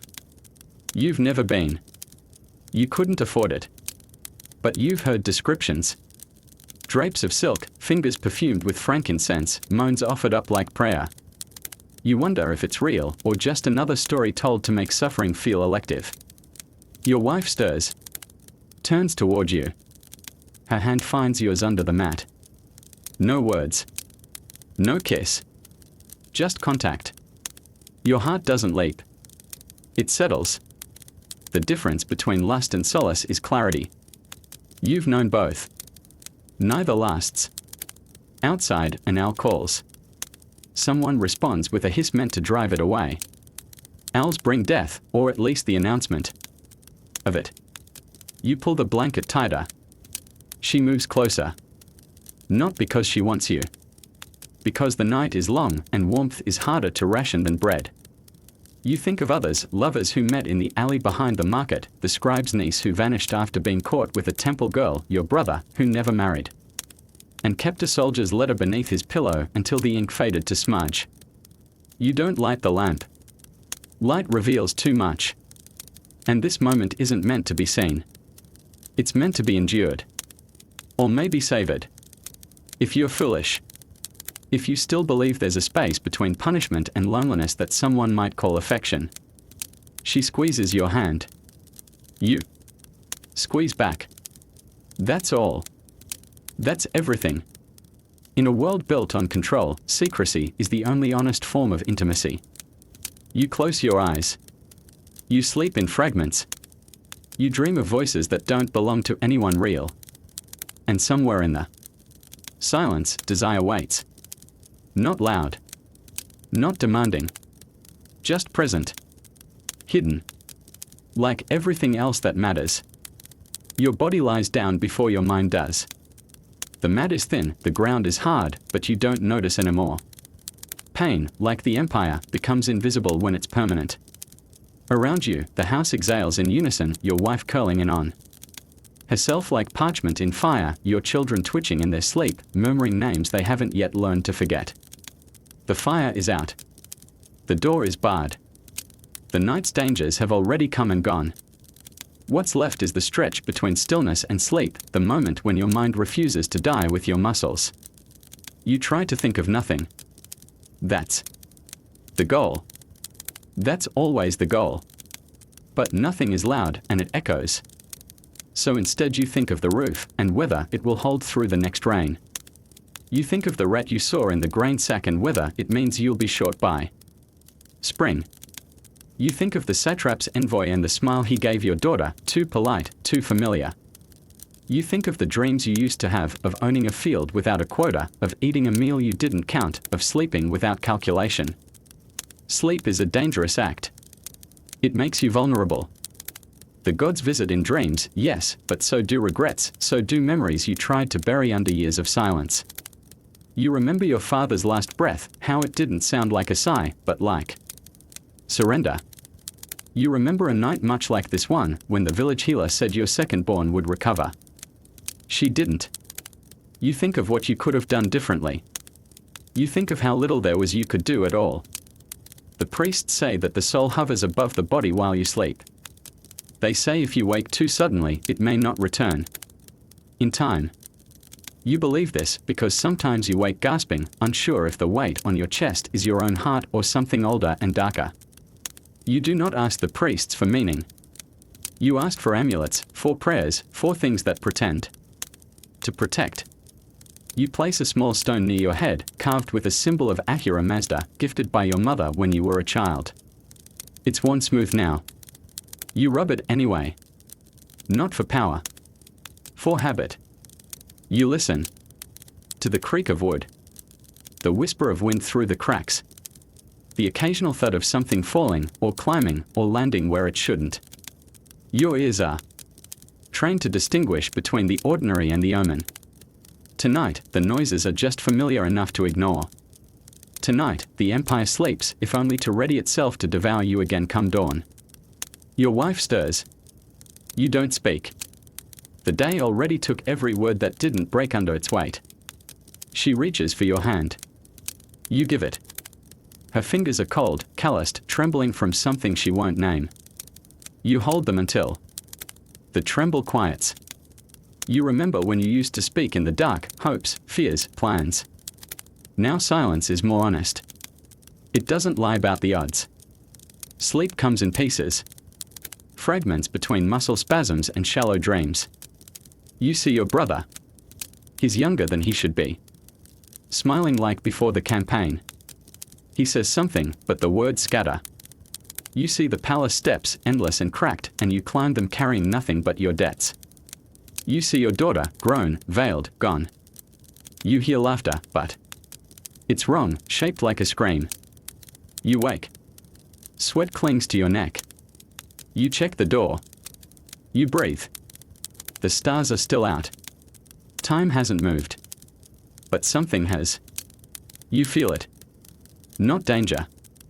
Not safety. Just the slow rotation of inevitability. Tomorrow will be like today, unless it's worse. That's the promise of the empire, that nothing changes except the names on the quotas and the height of the tax collector's sandals. You lie back down. You adjust the mat that never softened. You close your eyes again.